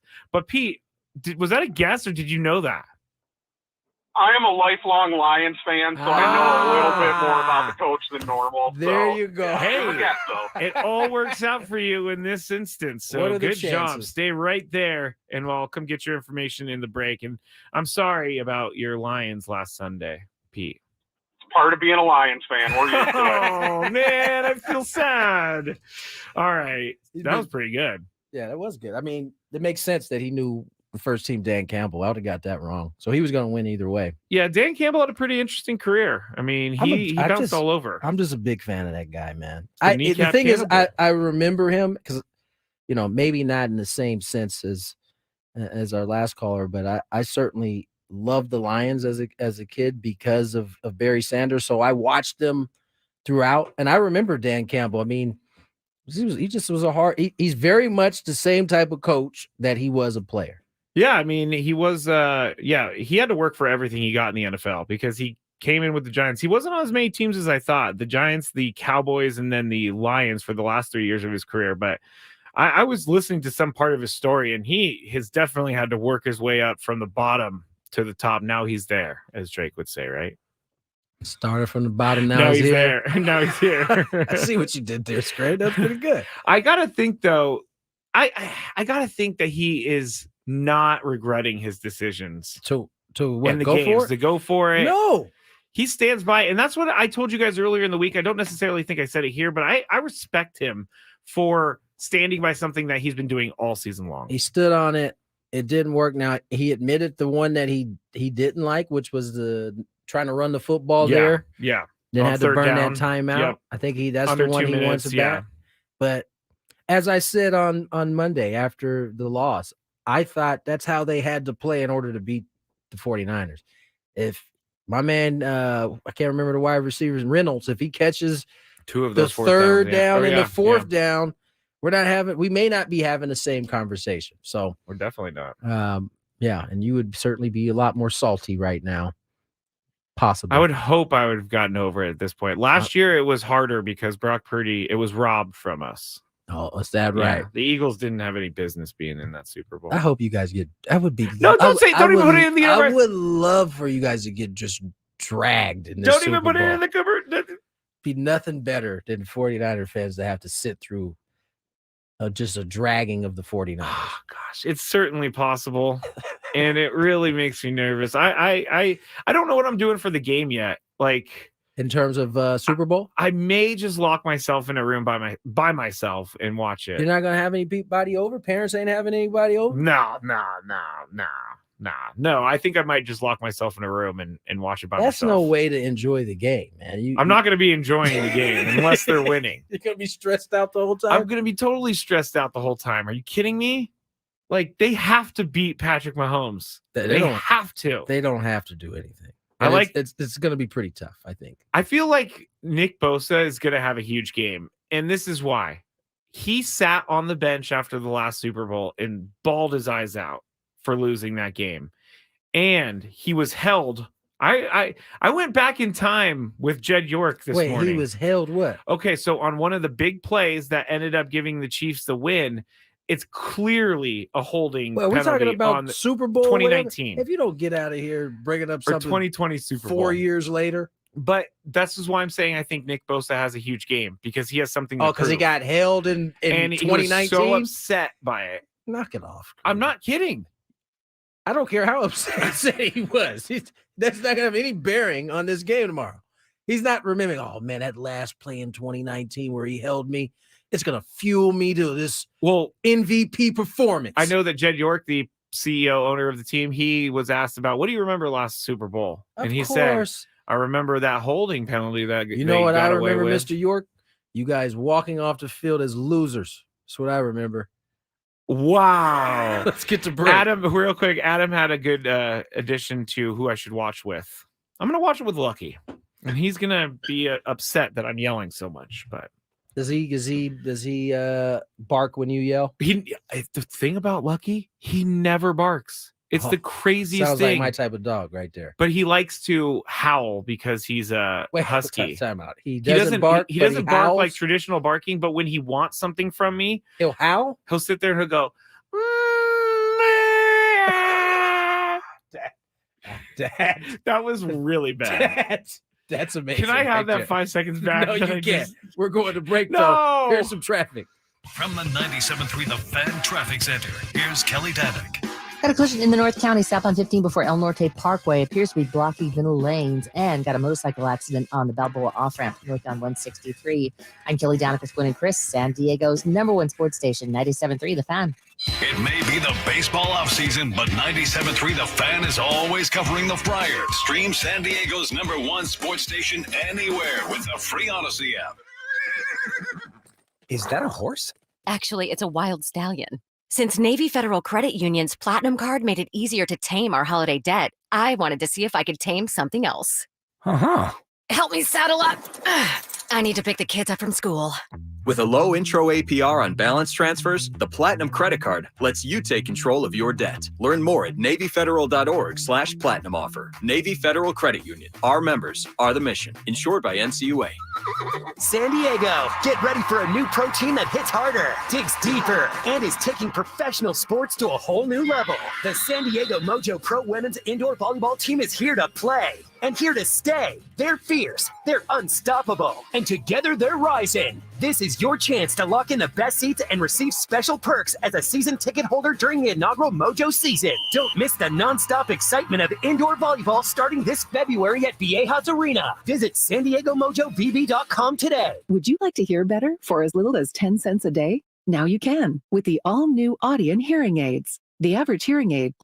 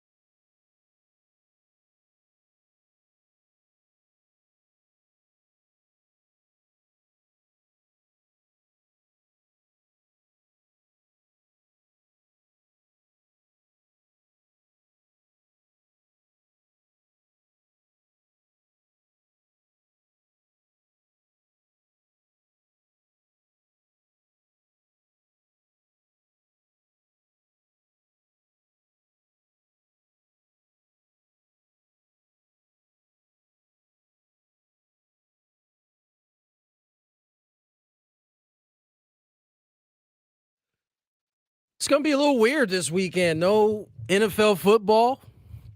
I guess it's practice for after the Super Bowl. This is what weekends will now look like. No it's football. It's a depressing time of year. I don't know about that. Baseball's coming along, dog. We have like that. Actually, the Padres report on Super Bowl Sunday. So never mind. We don't have that little lull. Do they? Is that the 11th? Yeah, that's the 11th.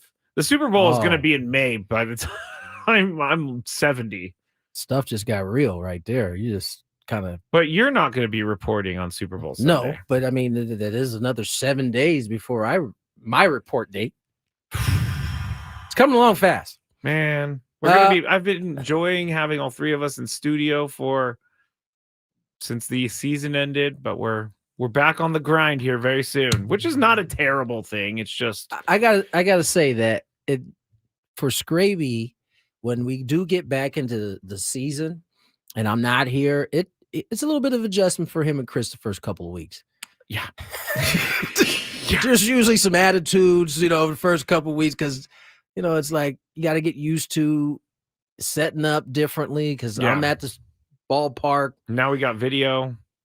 We didn't have video last year. It's going to be easy on you, though. It's just going to be a link that you have to open on your computer. And if Chris can do it, which he has been doing, that's right. Can do it. And you said cameras. I'm thinking I got to take these. No, you can just use your laptop. Stupid things with me, but now I just stupid things. Use my laptop that has a camera on it, so that will work for me. But those early days, man, getting to the park at 12:45. Welcome back. I do appreciate though when you're out of town, and you tell us stories about the other stadiums, because you'll just be sitting there and there'll be like random people on the field. Well, I'm usually there early enough when nobody else is there, and we get and Dave Marcus. Me, poor Dave. He's got to come up, set up. He probably sets up when we first get to a city. He probably that first day, he probably gets there. If I'm there early enough for 1 o'clock our time, he's probably there an hour and a half before I am. What is he doing? Well, I know he's setting up. He doesn't believe in any new equipment, new stuff. So he's got a really like a chest of. We saw it on the social media being loaded. He refuses to upgrade to more. For instance, give you a good example. Is this going to be the reads that you guys have to do? No, not even. Okay. I won't even get started on the reads.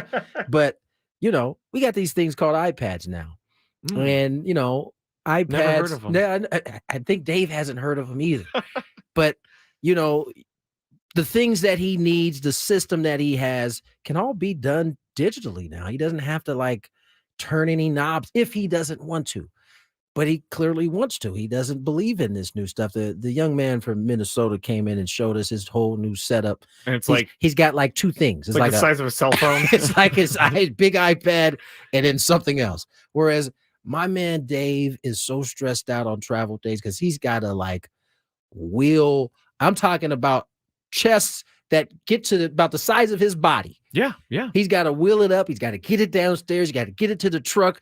Because it travels with the team stuff. That seems so much more stressful than trying something new. Jesse and I have tried and tried, so we just go with the flow now. We are stuck in 1985. Someone asked on the chat if you're going to be at spring training, and yes, Tony's going to be at spring training all the time, baby. You're getting there. When's the first game that you're broadcasting? That's a hard question. Sorry. As soon as it came out of my mouth, I'm like, he doesn't know the answer. I don't know the answer to that. No. I know it's sometime in the end of February. February 22nd. Okay. Against the Dodgers. First game against the Dodgers. Home. Won't see them again until Korea. Until the next day. Yeah. Oh, we see them back-to-back games? Yes. Then we don't see them until Korea. Yes. Okay. Yes, that's correct. We've been talking about your boy Brock Purdy. A lot of conversations about what's the word? Game manager, I believe it is. Yes. The original GOAT. I don't know if he was the original, but the most recent GOAT before Tom Brady, Joe Montana. He was with who was he on? He was on Pat McAfee's show, and Pat kind of asked him about this whole game manager situation. I don't know why that became slanderous almost. he hasn't had the chance to work with other receivers, and I think that's not a negative on him. It's just that people haven't seen him do that yet. I mean, obviously there was some reason that that the 49ers liked him to be able to take him last in the draft, the things that they saw on tape. And I don't think it'll matter who's out there. He's fortunate because he's got some pretty good studs out there that can give him the ball, and hey, they can go the distance, and nothing wrong with that. Everybody's had those in their lifetime. So I don't even think about that twice. I just think that it's a plus for him. See, that's what I want to bring to light. What do you want to bring to light? Joe Montana. It's not his fault that the 49ers are stacked. It's not. I don't think anybody ever said it's his fault. It's used against him. Well, if he didn't have Debo, he wouldn't be as good. If he didn't have Brandon Ayuk, he wouldn't be as good. It's a tough spot for Brock to be in because although we don't know if he would be doing this if he didn't have those weapons, there's no evidence that he wouldn't be doing it if he didn't have these players. We can guess all we want that, if he didn't have Debo or he didn't have Christian McCaffrey. I will argue that's probably the only one that Christian McCaffrey changes the team. Without him, I don't know, man. He changes the entire team. So Debo and Trent Williams missed 3 games, and you guys got boat race in all 3. Yes. Christian McCaffrey played in 2 of those 3. I don't think they got boat race. They lost on a field goal to the Browns, but well, it felt like a boat race. I think Christian McCaffrey is the only one you can take off the team, and it will really be noticeable because there was a time. Well, I guess Christian McCaffrey got traded. I guess there wasn't really a time. Jimmy G had Elijah Mitchell, and Brock Purdy had Christian McCaffrey. I was reading some stuff from Jed York, who owns the team, and he was talking about Kyle Shanahan and how they kind of found Brock Purdy.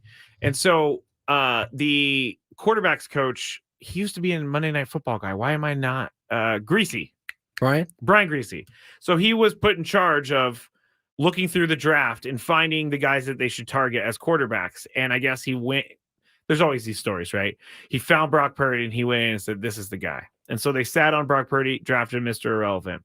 Then when training camp rolled around, Jed York came over to Kyle Shanahan and said, all right, how's our quarterbacks looking? And Kyle said, to be honest, I think our third quarterback is the best quarterback. And Jed York was like, okay, well, we just gave Jimmy G all this money, and we also traded for Trey Lance, and he's making a ton of money. So what are you telling me? Our third quarterback's our best quarterback.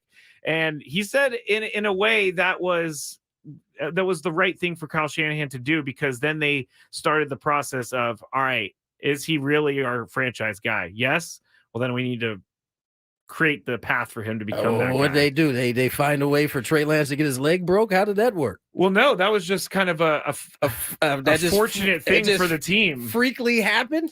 I think maybe you play him another couple weeks, see how he does. If he doesn't get hurt, if he doesn't perform, then Brock Purdy comes in. It sounded like Trey Lance's time was going to be limited regardless of whether they kind of knew.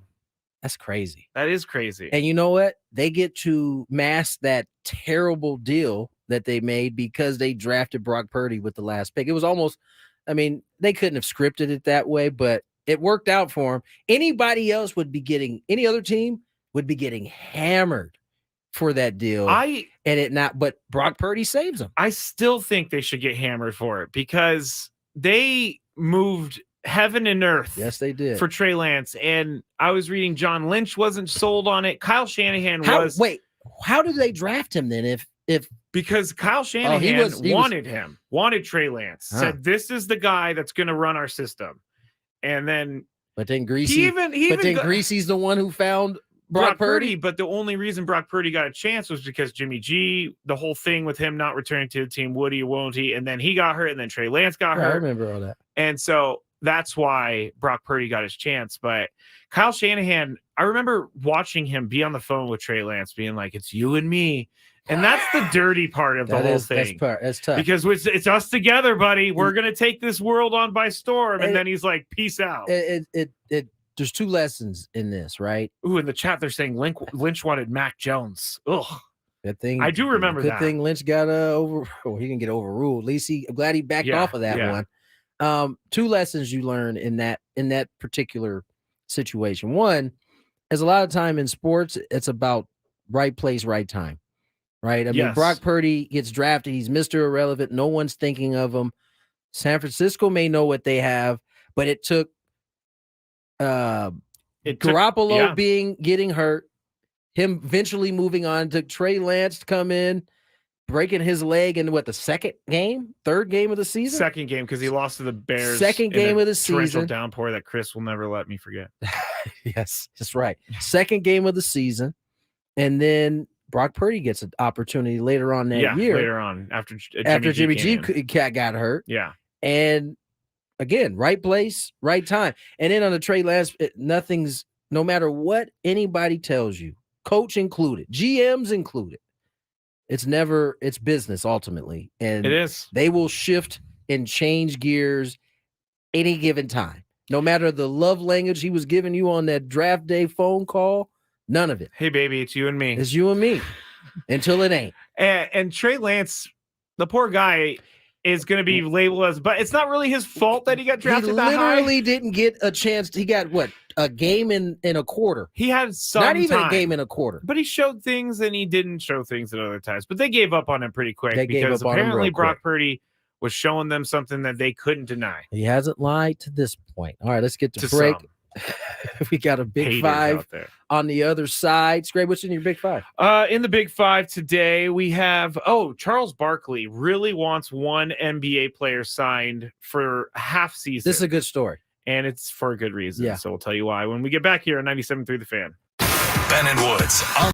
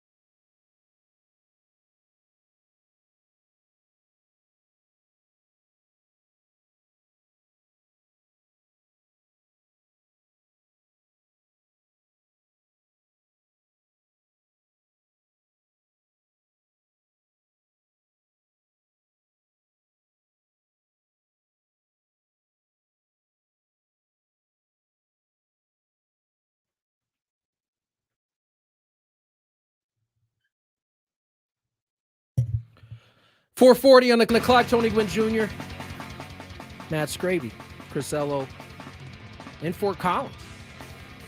Colorado State, San Diego State facing off.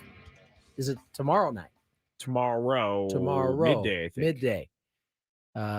Lady Aztecs looking to get another victory. The men's squad on the other side are here in San Diego. Will take on Utah State. 12:30 tip-off. Aztecs looking to get back in the win column. We have a big five. But first, let's check some traffic. From the 97.3 The Fan Traffic Center, here's Kelly Danick. A crash involving a motorcycle in the Claremont Mesa on-ramp to northbound 163. Also, a stalled car blocking the right lane on the Coronado Bridge heading over to the island just before mid-span. I'm Kelly Danick with Gwynn and Chris, San Diego's #1 sports station, 97.3 The Fan. It's that time of the show when we check on the latest in sports. Only the most important topics and questions are brought to light. Stop what you're doing and listen. These news stories will astound and amaze you. The one, the only. Oh my God, who the hell cares? The Big Five starts now on 97.3 The Fan. All right. After the Skraby Show tonight, tune in to Kickoff with Boomer Esiason and Mike Valenti. Analysis from Boomer, picks from Mike. The biggest stories in the league packed into an hour tonight at 7 p.m. here on 97.3 The Fan, and always live on the free Odyssey app, presented nationally by Casamigos Tequila. Casamigos, brought to you by those who drink it, and by Lowe's. Lowe's knows home improvement. I'm going to admit, Tony, to you that this first question is not my best work.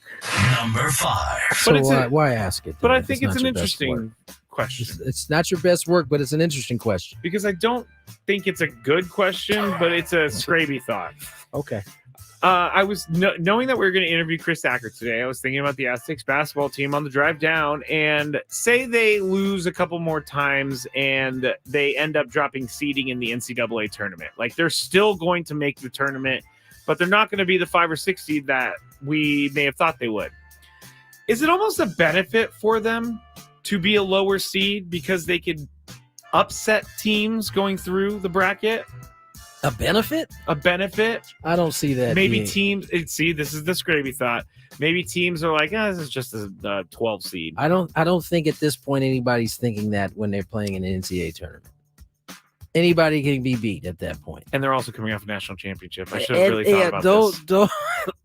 You should have trusted your instincts. All right, can we erase that and my howling from earlier off the record? That was a terrible question.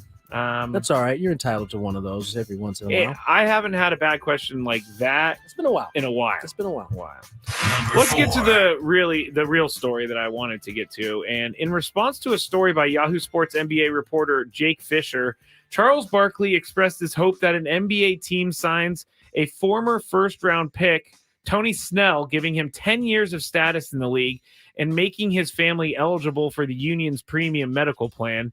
Here's what Charles Barkley said on Inside the NBA last night. Because he's got 2 kids with autism, and he needs to play to the end of the year to get a 10-year medical to help him take care of his 2 autistic kids. I'm hoping, man, the NBA has been great to all of us sitting up here. And you guys are going to be playing basketball forever, making gazillion dollars. I hope one of you guys sign Tony so his 2 autistic kids can get great medical care. I read that article. Or just the league Adam Silver comes in and it makes an exception and he gets the it's only 40 games, so he can make. I'm just telling you, that's an easier way. Well, no, I'm just saying. I hope a team signs him for the rest of the season because, I don't know a lot about autism. I'm not gonna say it, but man, I know it's got to be expensive to have 2 young kids with that situation. So, I'm hoping the NBA. We always talk about what a family we are. Right. Let's sign that kid for the rest of the season. So there you go. Charles Barkley trying to do some good here with his platform. I'm up first. Should they make an exception? The guy with the heart says yes. The guy with the what says no. The guy with the black heart says, if you make an exception for him, you got to make an exception for everybody. And I think that's where the NBA is going to go with this. Now, I also think this would give the NBA massive good karma, and it would be a really, really good story for them to help Tony Snell out and give him this extra year. Like Kenny the Jet said, Adam Silver should just come out and be like, hey, we're going to take care of him. Yeah. He's only 40 games away from a 10-year mark. Here's the crazy part. And we covered this story when it broke, I think maybe last year. Tony Snell himself recently found out that he has autism. He said he kind of already knew, he kind of thought that was the case, but hadn't been diagnosed until last year. And so he's got 2 boys, obviously, with autism. Yeah, listen, it would be a good story. He's right on the cusp of being 10 years. He's been in the league 9. Those 40 games would get him over the hump. I hope it happens for him. Is he okay? Question from the chat. If you are on a team but you never play a game, does that count? That does count. So you just have to be a roster player. So player. even if they don't ever make you active, you don't have to get no minutes. So they can Tony just pay Snell, him by the way, minimum. was a guy who got minutes in Milwaukee, Chicago. He played on some teams. But I remember when this story broke, it was like, I think he's one of the first guys that we know of to have autism and flourish in the NBA for 9 years. He just didn't find out until, last year that was the diagnosis. Yeah. Yeah. I hope it works for him. I do. I do too. And I think that they're going to do the right thing because there's a lot of eyes on this right now. Pressure burst pipes, they say. It really does. It really does. So good on the Inside the NBA crew for doing that. Number 3. Ravens coach John Harbaugh. Actually, Tony showed me a post from Lamar Jackson yesterday, and it was just him crying. Or it was a scene of a guy crying. It was a meme of somebody crying, and that was all he posted. It was just crying. So apparently that came from the meeting between him and John Harbaugh yesterday. So John Harbaugh told the media that they talked, and Harbaugh said the quarterback is going to be more involved with the game plan going forward. He was talking about Baltimore's offensive schemes, how to attack different defenses, pass protections, route concepts. And then John Harbaugh said, quote, those are the things that are on his mind, and those are the things that he's going to be involved with the staff talking about. I'm excited about that. He wants to do it, and he's just into it. So, Tony, will this unlock Lamar Jackson? I don't know. I don't know that they need – I don't know what it is that they need to unlock. I thought Baltimore just went away from the things that they had success with.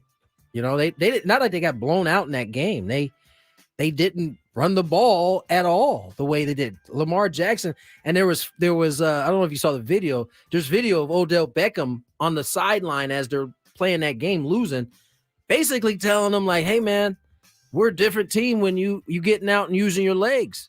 So he's telling Lamar this. I didn't see this video. Yeah, get out. And it seemed as though he was encouraging him to, hey, man, you don't see anything, go. And they didn't do that. So I don't know that there's like this secret sauce or magic or play or route tree that's going to get them beyond where they got. I think it's just a matter of being them. I didn't think Baltimore played their game against Kansas City. They didn't. And that's why they lost. But do you think there's anything to Lamar Jackson maybe not wanting to run because it is the game plan to pass and he's just following that? I think they had so much success this year when he didn't have to use his legs as much. He was healthy. He made it through a whole season. Yeah. But if there's a time to abort game plan, it's probably when you're losing in the playoffs. The conference championship. Yeah. Well, I think it'll be a learning experience for him. I think he's gonna get one of these days for sure.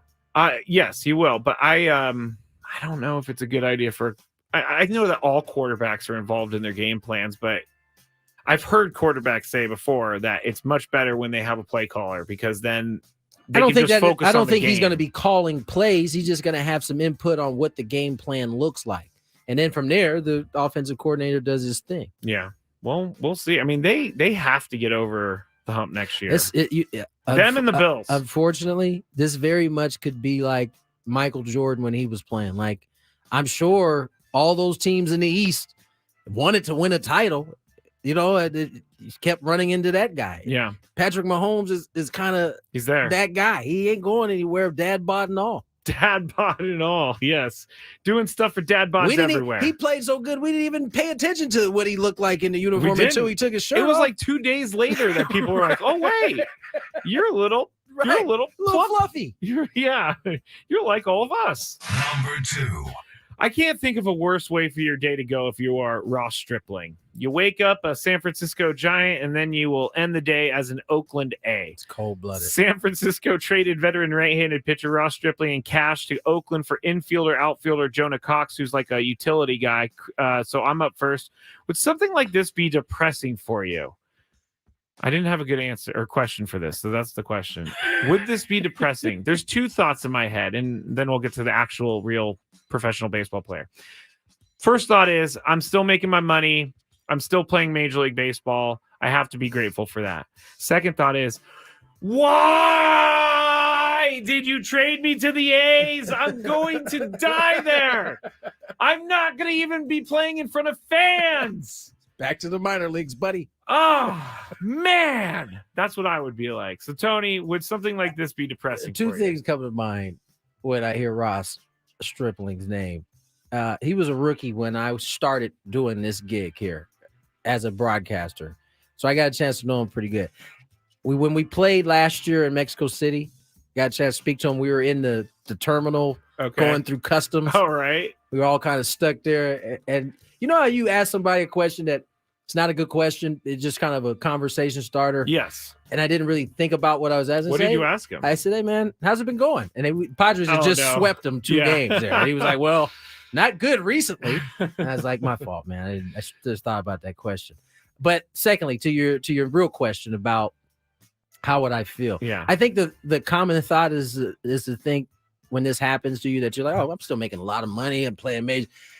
You still got to show up to that place every day. And at some point you start to forget about what you're making and you're just thinking about where you're showing up to work every day. And if it's a depressing environment, it don't matter how much you're making, right? Yeah. It's still depressing. I've had jobs where I didn't want to go every single day. No. And I can tell you, if you don't want to go to the yard every single day, it's not going to work out for you. You're going, as a pitcher, you're going to give up runs. As a hitter, you're going to make outs. And it's not a good place to be in, no matter how much money you're making. But hopefully Ross, I know Ross is going to be a professional. He's going to show up. He's going to do his job. Look forward to the road trips, buddy. I mean, do they even get to stay in hotels, or they stay in like in the locker room? They still stay in nice hotels. Oh, okay. Those are probably the most fans are going to see, though. Like you're going to get some adrenaline again. They're basically playing in COVID. They really are in Oakland. It's crazy. It's insane. Some cardboard cutouts. I did this because Chris isn't here, but quarterback Tua Tagovailoa is coming off of his career best season in 2023. He's been at the Pro Bowl, and he's being asked about his contract situation, and he expects to sign an extension with the Dolphins this offseason, he told reporters today. Asked about his extension, he said, there's been communication. I think the thing with that right now is I'm just letting the team talk to my agent and let them work that out. Yes. He also told Pro Football Network that he believes he will sign an extension this offseason. Oh, that's the same thing I already said. So I'm up first here. Do the Dolphins have a choice? Dolphins don't have a choice. No, they don't. He just can't. He just led the NFL in passing yards last season. You got to give him another shot to see what he can do this upcoming year. The contract extension itself, though, I think it has to be smart, because you can get out of it. Yeah. But they have no other choice because they drafted him and he's stuck there. I have no doubt that it will be a smart deal for the Dolphins. Listen, the reality is there's only there's probably a handful of the type of quarterback that you can drop them anywhere. Oh yeah, and they're gonna be good. There's Mahomes, like 3 of them. Burrow, Allen, maybe Lamar, Jackson, Brock Purdy.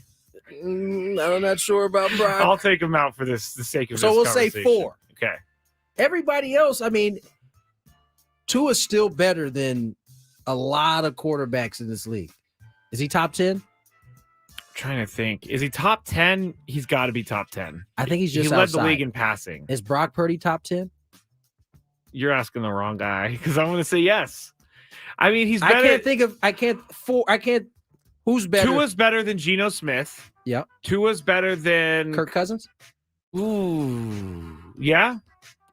What about? We got Aaron Rodgers. He's still around. I know he was hurt last year. He's better than who? Trevor Lawrence. I think he might Is be he better. better than Trevor Lawrence? I think he might be better than Trevor Lawrence. I think, nonetheless, I think it'll be a smart contract. And yeah, I don't know if they're stuck with him, but I don't know that they can do better. Oh, someone says we need to put Baker Mayfield on that top 10 list. Knock it off. I don't know about that. He was Baker pretty good, Mayfield though. top 10? Not top 10. That's... I would need to. It's funny. I know every quarterback's name in the NFL, but I cannot figure out a name for the life of me right now. 5 o'clock hour, happy hour on the way. More Gwynn and Chris.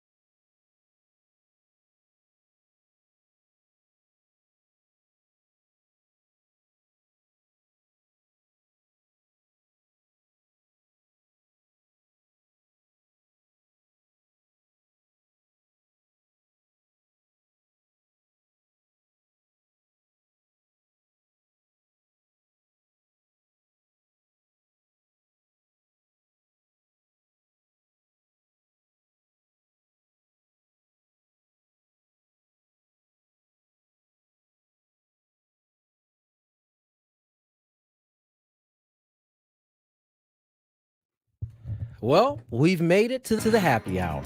5:01 on the clock. Tony Gwynn Jr., Matt Skraby, Chris Ello, currently on his way to Fort Collins, Colorado State, taking on San Diego State, women's basketball. Hopefully we can get another victory. Skraby and I just getting through a Gwynn and Chris show on our lonesome. Some not a lot of sports, unfortunately, today. No games this weekend. So a little more time is available to you all. How are we going to use it? How are we going to use it? How are we going to use our time? Last couple of weeks, we've had Saturday, Sunday games. Last week, it was just 2 Sunday games. How are we using our time? Are we watching some college basketball or Pro Bowl stuff? When's that flag football game? Saturday? Sunday. So, I mean, you got some football if you count that. Yeah. And this is basketball. I know Lakers Knicks tomorrow. You're going to be all about that. Believe it. Especially now that I saw that it starts at 5:30 and not like early morning that I thought it was starting. Oh, yeah. Something magical can happen in the Garden when the Garden when the likes of a LeBron James shows up. They consider this as the Mecca. Really, it basketball. still is. Oh. Even though the Knicks have been terrible for years. They have. Oh, don't get me started. These Knicks fans are losing their mind right now because they're playing some good basketball right now.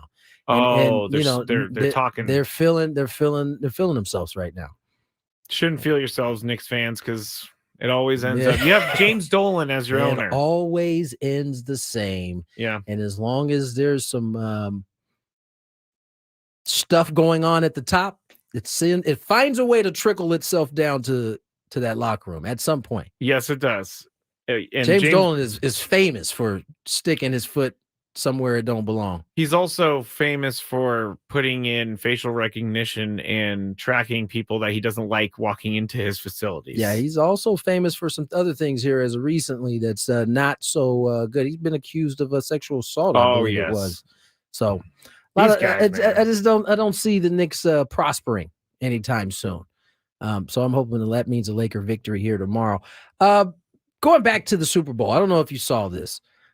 Christian McCaffrey's mom was on a podcast. Do you have this sound? I do. I found it. It's called Your Mom Podcast. Fitting, right? Yes. His mom is on the podcast. For those who don't know, Christian McCaffrey has a fiance, Olivia Copel. Is that how you say it? Yeah. She puts out a model.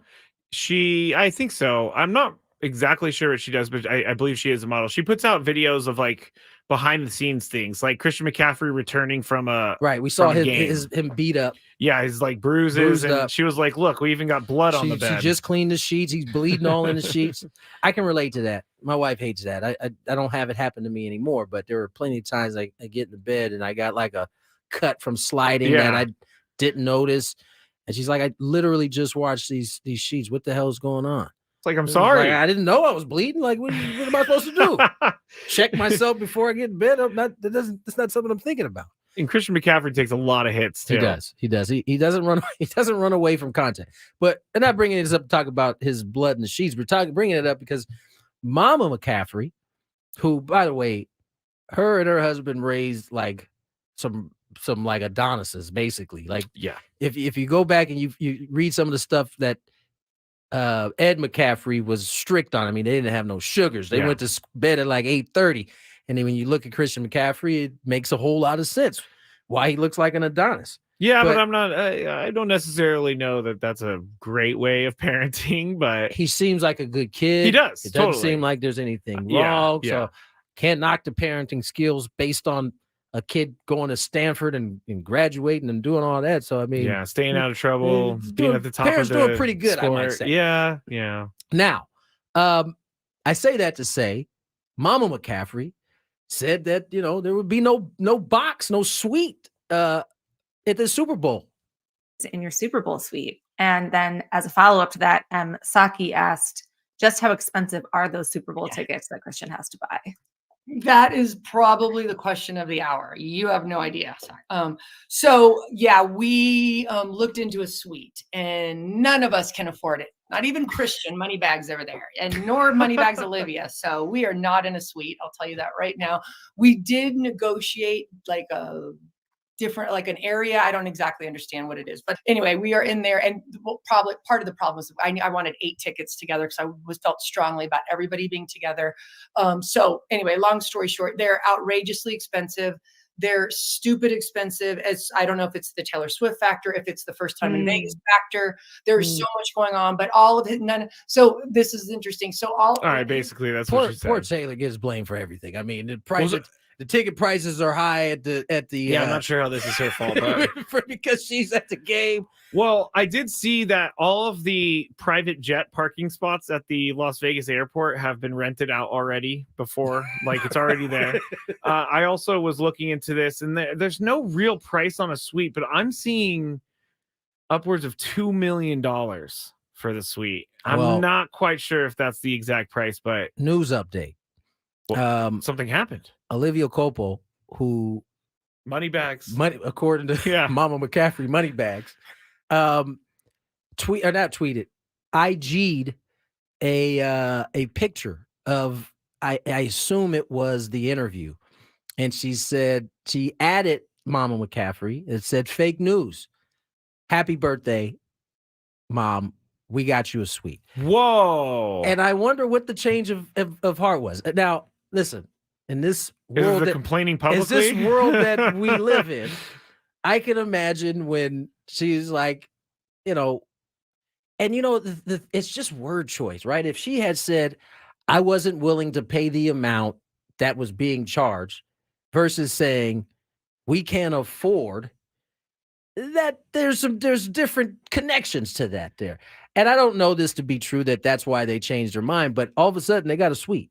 Yeah, they did. Okay, so I was just sent some prices, and these are just general prices, but it says like for a premium, I think it's called Lodge. I used to think it was Lodge, but it's Lodge. It's definitely Lodge. 4 tickets included, food and alcohol beverage package, $300,000. And she wanted 8. They wanted 8 tickets together. Premium Lodge, double 8 that. tickets included, $420,000. Owner's Club Suite is where the $2.5 million comes in. You get 20 tickets, 2 parking passes. You telling me I'm going to pay $2.5 million to go to this game, and you're giving me 2 parking passes? And so I'm saying, like, if she had said, you know what, I just wasn't willing to pay the price tag. I could afford it, but I just didn't want to do it. It's too much. It's too much for my taste. It's Taylor Swift's fault. I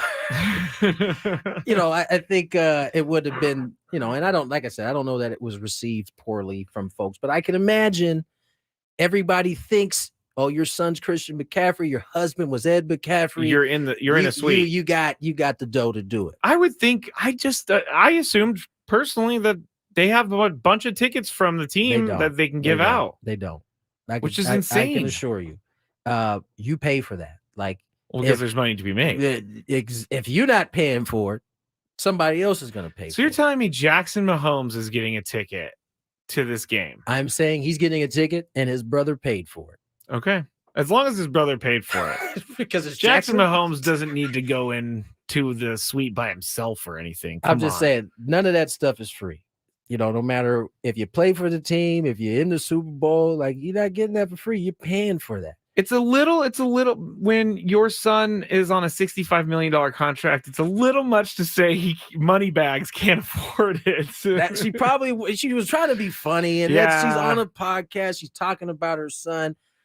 She didn't mean anything. No, I get it. But everybody's so uptight when it comes to that kind of stuff. And rightfully so. There are people out there struggling and having a grind for it. But I don't think she was on that. She was just making fun of her son a little bit for, not necessarily wanting to pay that $400,000 price tag. I wouldn't want to either. For a game. For one game. Right. Like that I could lose. Right. I'd rather you watch it from home, Mom. Some news from the college world came out today. The SEC and Big Ten, they're uniting or trying to unite to tackle pervasive issues in college athletics. Like NIL, transfer portal, the way NCAA is going. So the Big Ten and the SEC, this is like a first of its kind type of thing. And I believe it's for one reason. What do you think? It's because they want to be on the cutting edge of making the new money in NCAA. I think you're 100% right. There is they say in their statement that this is for keeping college football and college sports together, bringing the NCAA back to where it was as a highly held institution. Yeah. No, they just want to get in on the money because later they say I would have to find it again, but basically they're saying that they want to be the force that changes things. I told you yesterday, talking to people in the know, that the rules are ever changing, literally by the day, in terms of the NIL portal things. There's these schools are smart. They're going to try to get on the front edge of whatever is going to be the change. But it's clear, I think, at least the one thing that everybody can agree on is that there does need to be some type of change in terms of how you police this, how you find a way so that it's not the wild, wild west.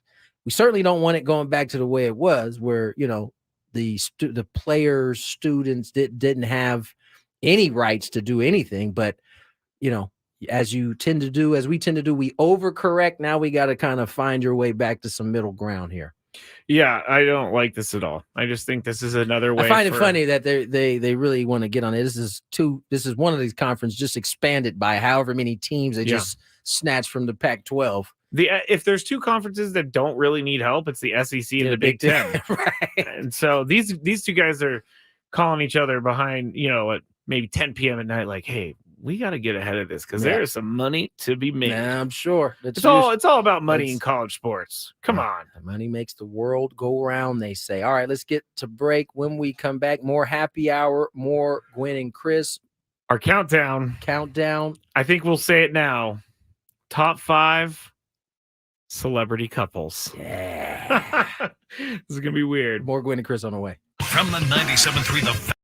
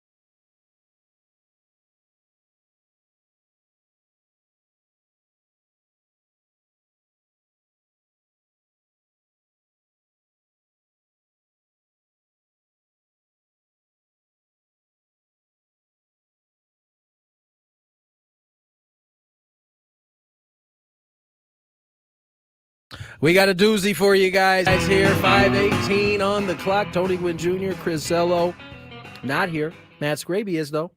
And we got a countdown. We do a countdown every Friday. We've kind of, because there's really been no sports news at all and like no subjects really to pop off, we've had to kind of veer away. We'd have done some movies. What we do last week, Skrabe, you remember? Yes. Top movies since the year 2000. Top movies since the year 2000. That was a good one. That was a good one. So, being that we have been talking a lot about Taylor Swift and Travis Kelce, it got us to thinking today, who are our favorite sports celebrity couples out there? Mm-hmm. One person has to be involved in sports. Yes. One just has to be a celebrity. The other has to be a celebrity, whether it be music, acting, whatever it is. And so we put together our top 5 for the countdown. It's now time for Gwynn and Chris to rank their top 5 of the day. Gonna grip and rip as usual. But this isn't just a regular top 5 list. I love it. It sounds sadistic, but I love it. This is the countdown. And it starts right now on 97.3 The Fan. How we did this, these couples don't have to still be together. Yeah. Just the couples that we liked together. Yes. It's very hard to rank these, by the way. It is. I don't really have a favorite. I don't know that I have like a 5, 4, 3, 2, 1. No, but I put them But I in got a some list sort of of 5. order. Me too. Scrape, why don't you go first? Okay. Number 5. My number 5 is going to be maybe the first celebrity couple that was a thing, and that would be Joe DiMaggio and Marilyn Monroe. They were on top of the world, those two. Maybe some bad things have happened too, but that was the couple that everybody was talking about back in the day. What they used to say, Scrape? That Joe DiMaggio looks good with that Marilyn on his arm, or the other way around. I think that's what they say. You think that's what they say? Yeah. So All that's right. mine. Number 5 on my list has a little personal feel for me. Jenny Finch, Casey Daigle. And the personal feel is I faced her husband in the minor leagues. The first 90-mile-per-hour slider I've ever seen. This dude. How'd it go? It went good. Went good. I think I might have struck out maybe once. I had a couple knocks. But her husband is like 6'6", 6'7", and the slider coming out of that. And then Jenny Finch, obviously, her accolades speak for itself. Softball, one of the best to ever do it. She's still involved in the game, if I'm not mistaken. But I put them at 5. All right. That's a good one. That's a personal one. Yeah, I don't have any personal. I got some personal ones. I don't have any personal. I have never faced any of these people. Number 4. My number 4 is one. I thought this one was going to work, and I was cheering for it to work. Tiger Woods and Lindsey Vonn. Yeah, that's on my list too. I don't know why, but I felt like they actually cared about each other, and I felt like that relationship was going to work, but obviously it didn't. They've been broken up for a while now. But I remember Lindsey Vonn and Tiger, and sometimes they would have conversations about, like, they would do interviews, and they would have interviews about their careers and stuff. And I always found it interesting, one goat talking to another goat kind of thing. It really did seem like they enjoyed each other. Now, I don't know what happened that, caused the breakup, but well, I mean, I was rooting for that one. Me too. For sure. I'm not going to go any further. Yeah, you should. So this would be number 4 on my list. I hope this one was going to work too, man. I really did. It was like a redemption for this guy. J-Lo and A-Rod. Oh, yes. I thought it was going good for a little bit there. And then A-Rod somehow messed this one up too. He this guy is hurt. He should be over it. He should be. I don't know what he did, but you're right. He did something so bad or so wrong or pissed her off so much that she went back to Ben and seems to be happy now. Oh man. That is a loaded one right there. That's a loaded one. That's a good one. It's not on my list, so I'm glad you brought it up. Yeah, J-Lo and A-Rod. I'm going to keep the chat mentions until later because there are some that are on this list and we're not going to mention them, I don't think. But you never know. We'll see. My number 3 celebrity sports couple Justin Verlander and Kate Upton. I gotta say, the reason I think about them being a good couple is because they've stayed together for so long. They It's have. not easy for these people, I don't think, to stay together and stay true to who they were when they got married and all that. But it seems like Kate Upton is a huge fan of Justin Verlander, and that's cool, I think. That's all I got on that. They had some controversy in their They did? Yeah, they had some pics leak out. They did? Justin in particular. Okay. Some pics I'm leak out. not as interested anymore. I do now change your tune. What? I don't know. Okay. All right. Number 3 for you. Just say he was showing off. Number 3 on my list is Mia Hamm and Nomar Garcia Parra. Okay, someone was waiting for that one. I mean, first of all, I love Nomar. Yeah. I get a chance to talk hitting with him every time I go to LA. Obviously, Mia Hamm is like the GOAT in soccer. I got a chance to show my kids that documentary ESPN did put together on that particular team. I think it was 91, I think it was called, or something like that, right? 99? 99. Yeah. Was it 99? Was Yeah, that 90. the one they...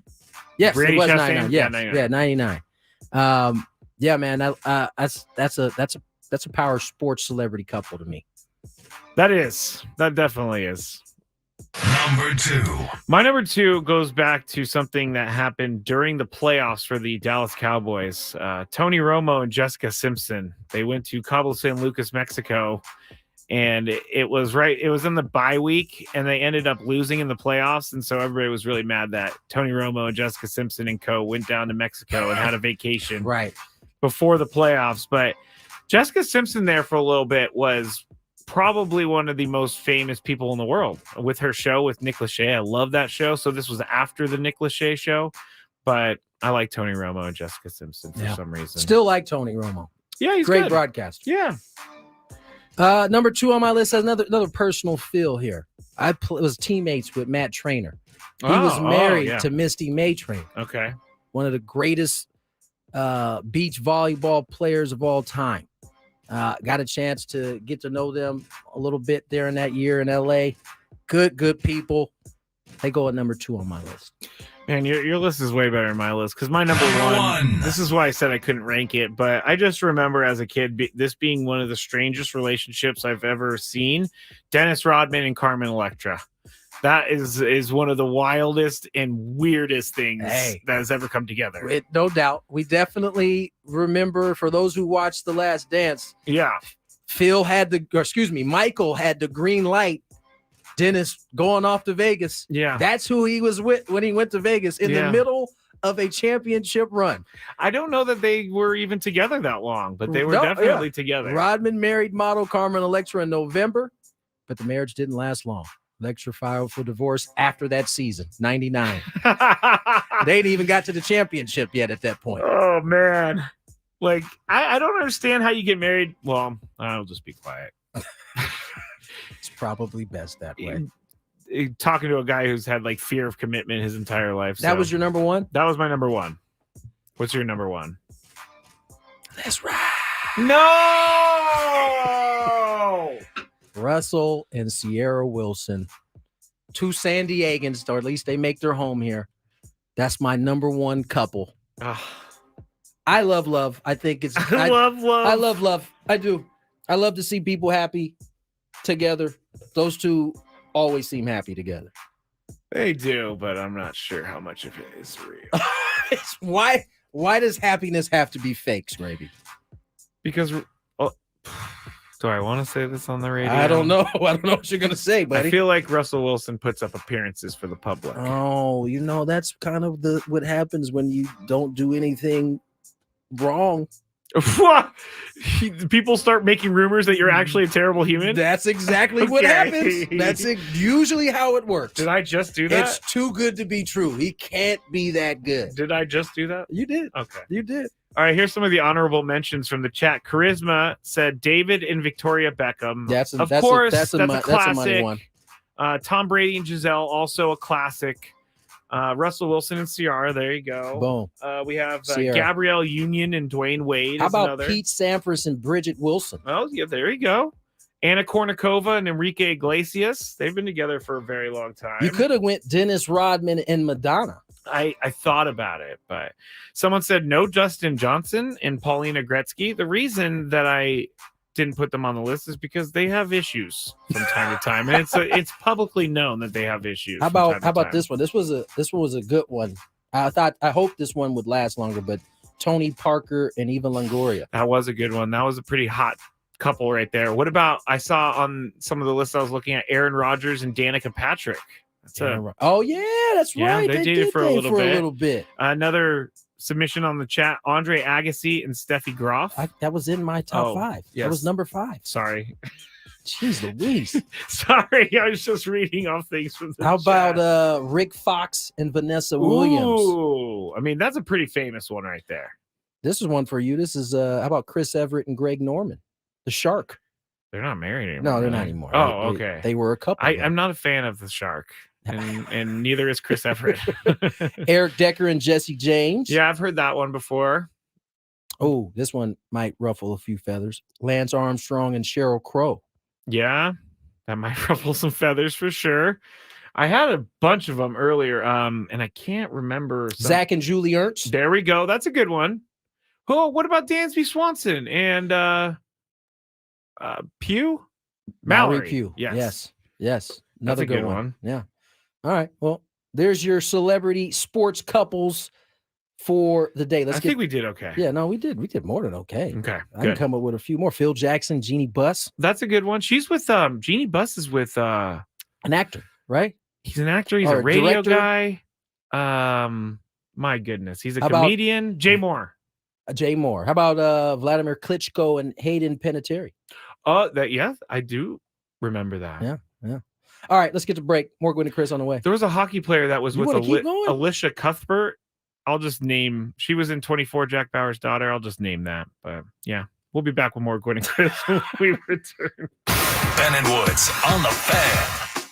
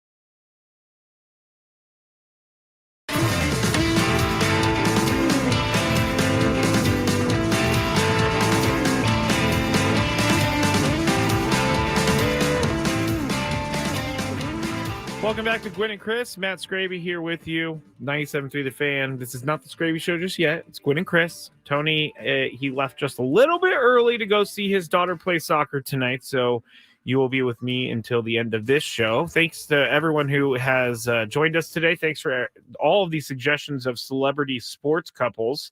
We did miss a couple of them, and so I'm looking through for some more. Cole Tucker is married to Vanessa Hudgens. I did not realize that. But yeah, there's a ton of good ones out there, and it was fun to go down memory lane a little bit with some of those celebrity couples like Carmen Electra and Dennis Rodman. If you were expecting to hear us from Carlsbad Cathedral High School, I'm sorry, but we did have to go back to the studio. So if you're just getting off work or something and you're thinking, hey, I'll go stop by and say hi to the guys at Cathedral, we are not there because of the rain, and it was a very sad decision, but it had to be made because I would have 100% electrocuted myself if I was going to be setting up all the equipment in the rain. I was stressed out about it because I don't know if anybody really knows this, but back in the day, I used to be an electrician. I did it for about a year or so. Shout out Jesse if he's listening right now, because I know he listens from time to time. My old boss, the electrician boss. So I know how to do a little bit of electrician stuff, but there was a couple times where I was not very smart and I ended up touching an outlet that was still full of electricity, and I shocked myself. There was also another time where I was trying to put in an outlet and I didn't know that if you touch the metal of your pliers that it electrocutes you. The rubber is there for a reason, and I learned that very hard the first time and many times after that because I was not very good at being an electrician. But if Jesse is listening, he knows exactly what I'm talking about. I did some pretty crazy things as an electrician. So shout out to you electricians out there. It is not easy work, let me tell you. I was the guy who had to crawl through like the fiberglass in the attic, pulling wire. That was what I was doing. But anyway, enough of down memory lane with Matt Skraby and his past jobs. We will have the Skraby Show starting at 6. We are going to hear from Aztecs basketball coach Chris Acker here in just a couple minutes. The Aztecs are going to play Utah State tomorrow at home, and it's a big game. They haven't lost at home yet, and they have lost 3 games so far in their conference play. So this game against Utah State's a big one in regards to the conference. They need to make sure they don't drop any more games.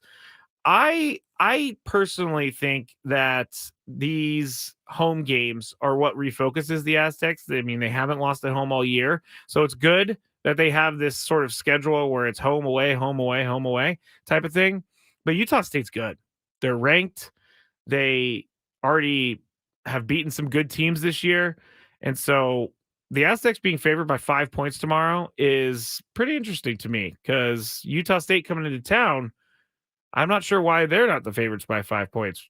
Maybe not 5, maybe like 2 or something. I know that Viejas is a very difficult place to play on the road, so that probably has something to do with it as well. But Chris Acker, will talk to him here in just a second about some of the things that he's going to be looking for. I also asked him about Brian Dutcher, Coach Dutcher, and his when he threw the clipboard the other night at Colorado State. So that is that's something that we'll talk about in the interview with him. Now, the latest trade rumors were actually shut down by LeBron James. We talked about this earlier in the show. He posted on X an hourglass, meaning like time's ticking kind of thing. And it ended up making a lot of people go crazy. A lot of Laker fans go crazy. But his agent, Rich Paul, did come out and say Laker superstar is not going to be traded, and he did not ask to be traded. So there you go. Don't worry about the hourglass that LeBron posted. Not a big deal at all. Not a big deal at all. All right, if you're on your way home, here's some traffic, and then Aztecs men's basketball coach Chris Acker. From the 97.3 The Fan Traffic Center, here's Kelly Danick.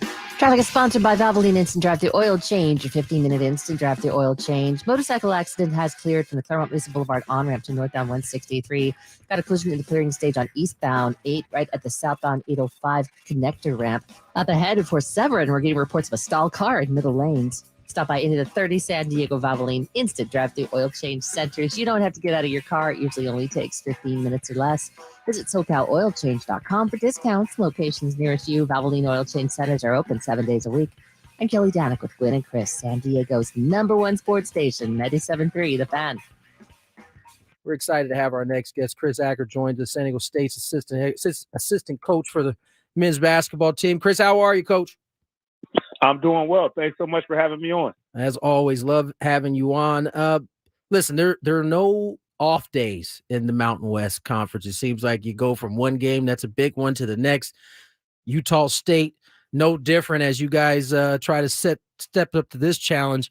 What about this Utah State team has made them the number 17 team in the nation? Well, I mean, their ability to play every possession like it's their last. They compete at an elite level on the glass. They're fearless. They play with extreme confidence and swagger, and they're focused on getting the ball inside to a guy that's averaging 22 points a game in arguably the best conference in the country. Yeah, there's no doubt about it. I mean, this conference is just so tough. You guys have coming off a tough loss there at Colorado State. What are you looking for from this ball club, from your ball club, to kind of get them back on the right track here? A sense of urgency and a refocused commitment to competing defensively and, finishing plays on the defensive end with the rebound. We've done a great job of getting out and running. For the most part, this season we've taken care of the ball, but we got to Colorado State, and I think we had 9 turnovers or 10 turnovers in the first half and ended up with like 14 or 15 for the game. So I'm looking forward to seeing how we take care of the ball as well. We're talking to Aztecs basketball coach Chris Acker here on 97.3 The Fan. And I'm curious because when I was younger and I used to turn over the ball playing regular basketball, I used to have to run liners. But what kind of things in college basketball do you guys do to kind of refocus them into ball security and kind of the things that they need to be doing each and every day? Well, I mean, what's funny is we still run lines, but because these games are so close day to day where you only have a 1 or 2 day prep, you can't run all the time. So we try to show them as much as possible on film where we're making turnovers. And sometimes the defense does a good job and takes some things away and makes plays. Other times it comes down to us just being careless. And then other times guys are just trying to be aggressive and make plays themselves. So we're trying to find a healthy balance of just trying to make plays, but make smart plays and trying to find a way to be stronger with the basketball. But we try to encourage them to do those things. And when they don't, of course, there's consequences. And, sometimes when you turn it over too much, the bench is the biggest consequence. Yeah. Coach Chris Acker joins us, San Diego State assistant coach for the men's basketball team. And Coach Acker, on the outside, we tend to, hit the panic button a lot quicker than you guys do on the inside. You lose some close games, some tough games. How do you keep things in perspective as you go back, you look at film and you try to dissect the things that you can get better on? Also understanding that, as you guys have told us in the past, your objective is to peak kind of going into March and not necessarily in January, February.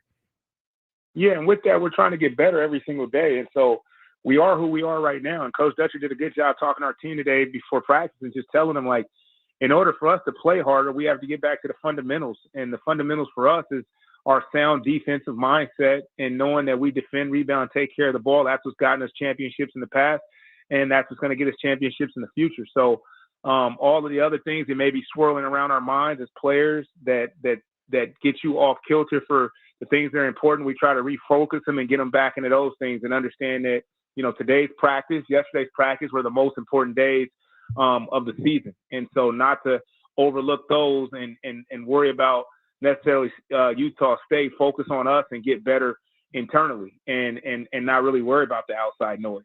And I think that's the way Coach Dutcher lives his life, and that's the way his staff lives their lives. And so we hope that permeates through the program and our guys lock in on that and it helps them.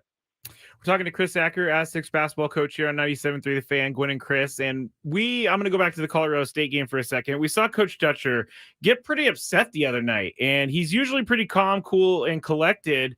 What is your role when something like that happens? At that point, are you kind of hands off, or are you there to maybe talk with him about it, talk him down, or what happened in that situation for you? I think, we've been together as a staff long enough to where we all know that, Coach Dutcher's not an animated coach.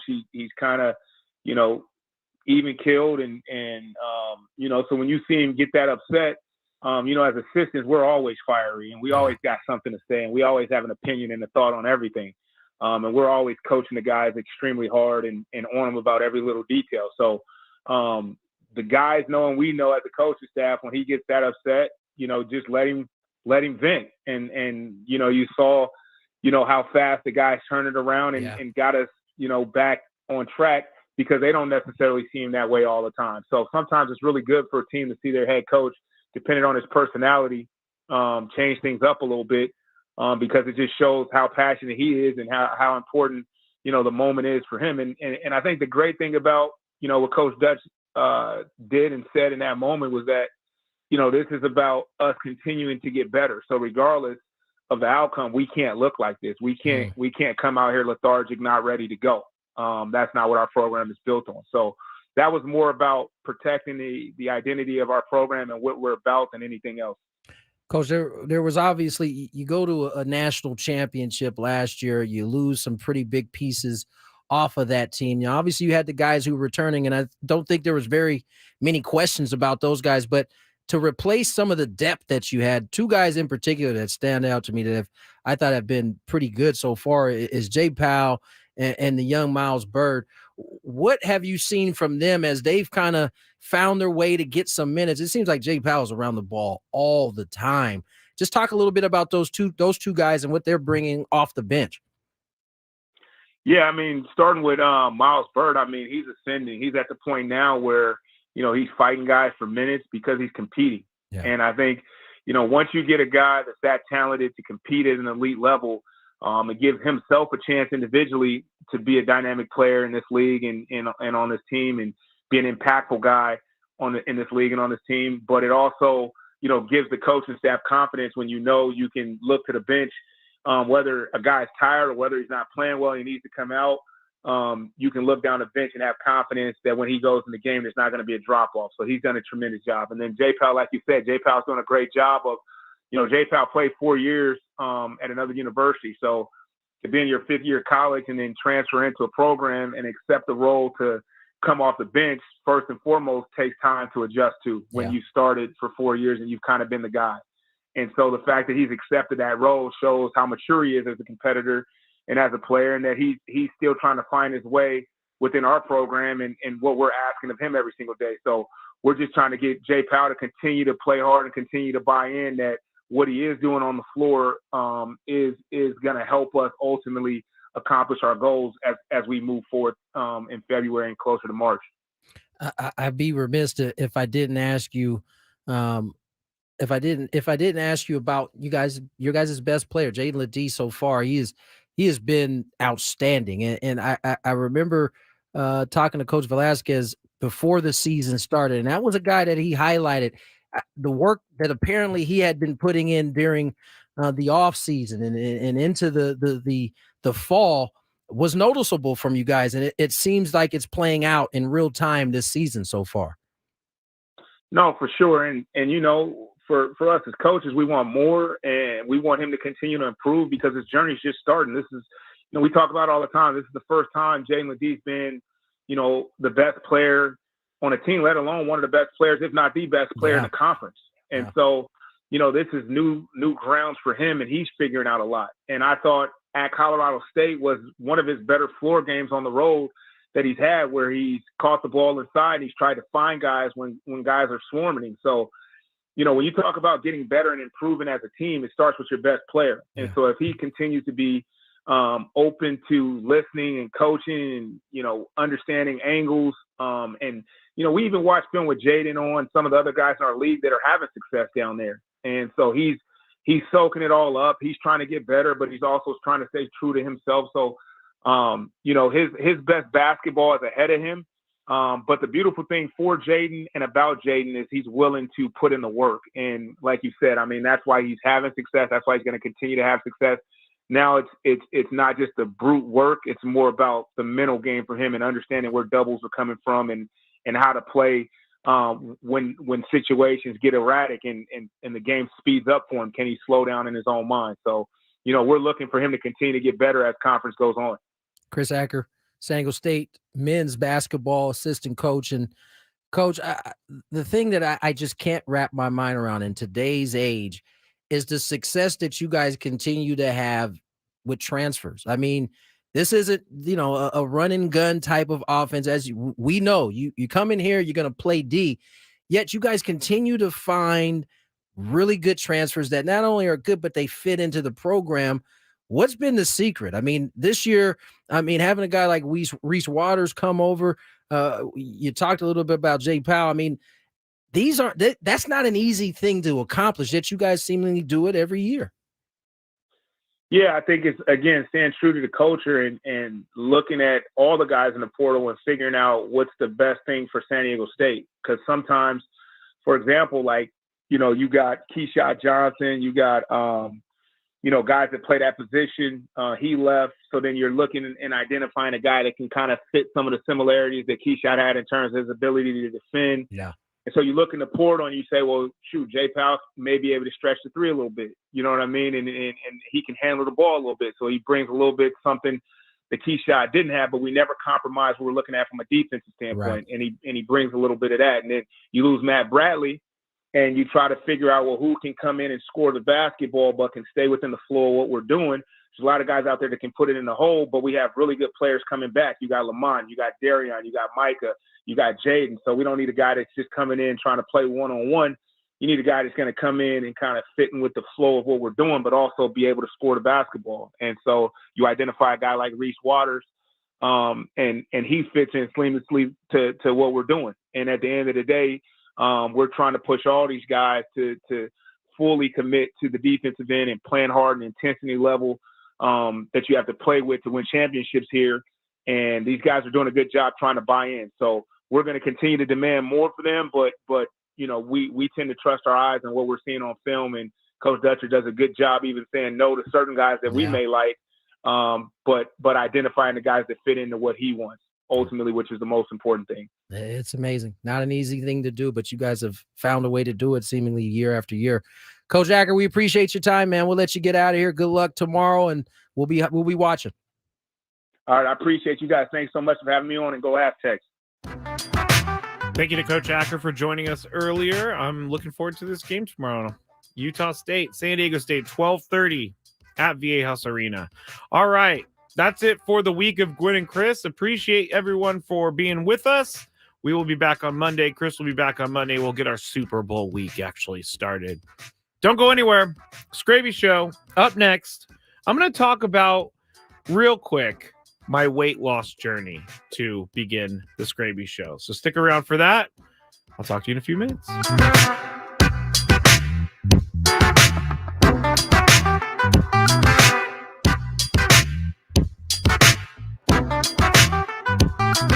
Legacies are on the line in Super Bowl